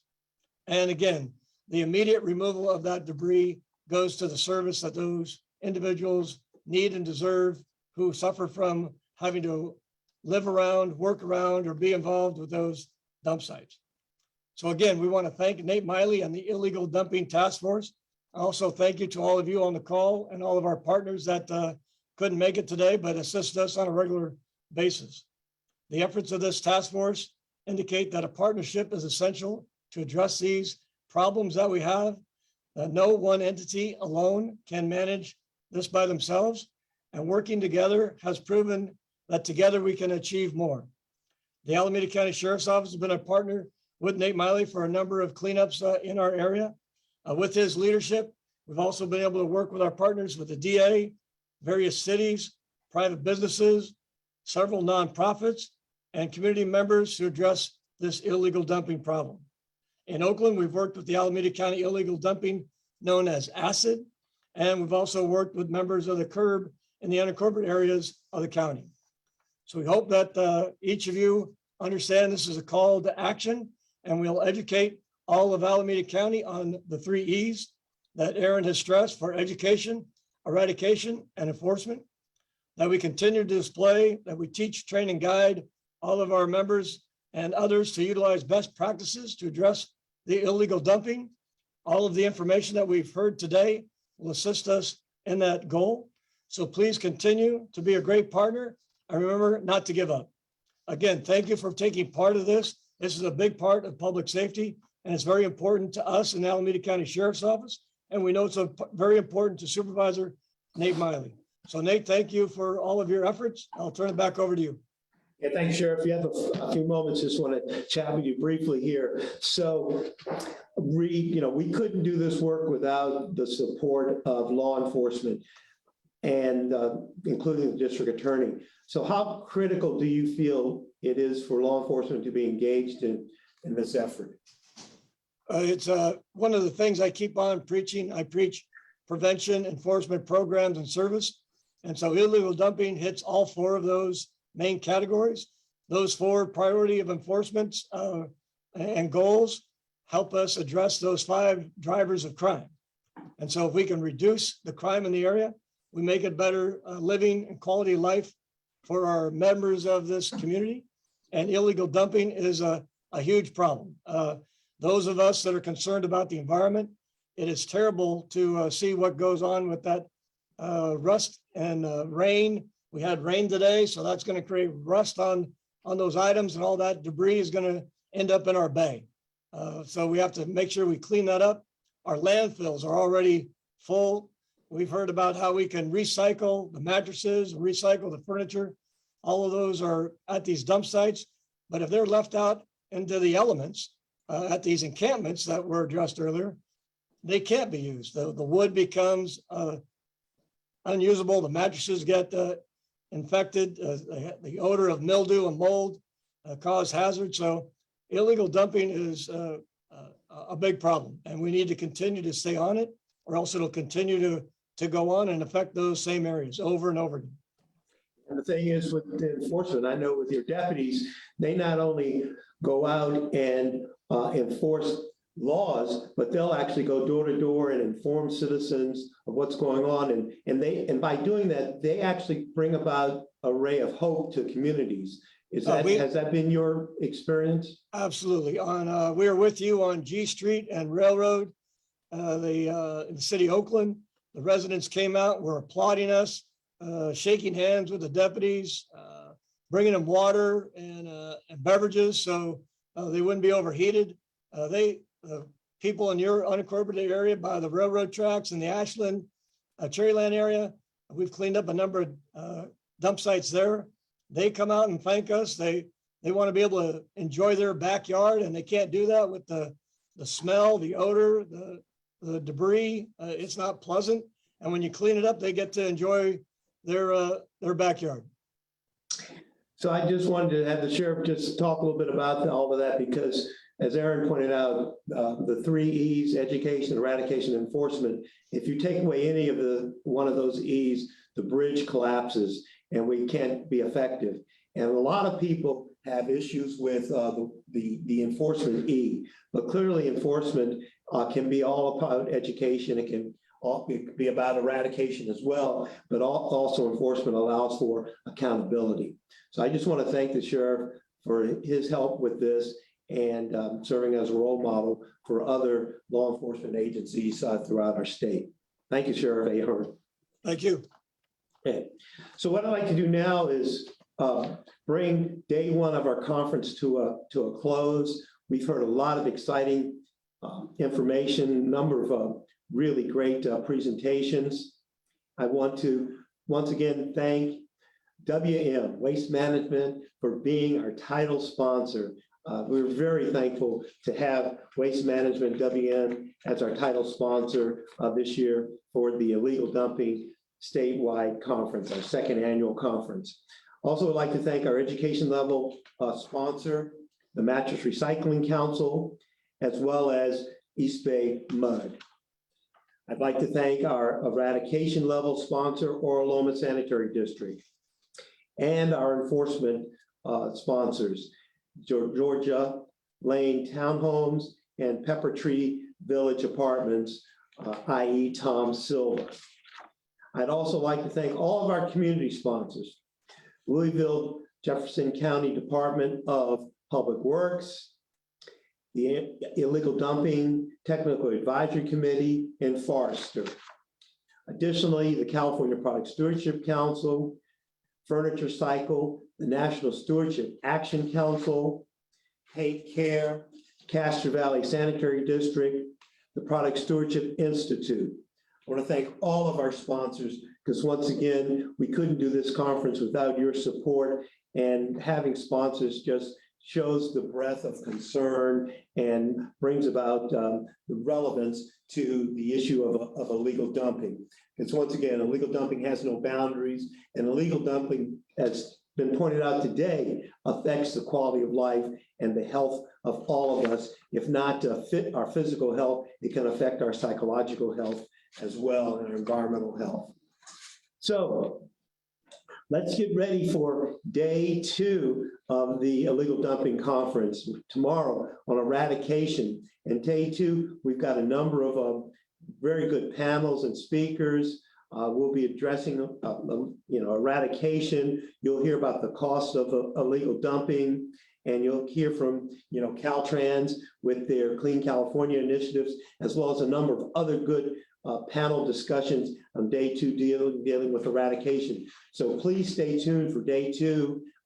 Encourage others to come to the conference for day 2 as well. And then don't forget day 3 of the enforcement day for this conference, where we'll hear from Attorney General Rob Bonta. We'll also be hearing from the Vice Chair of the National Association of Counties. She'll be speaking as well. So once again, we want to talk about the 3 E's and their importance. You'll hear more about eradication tomorrow.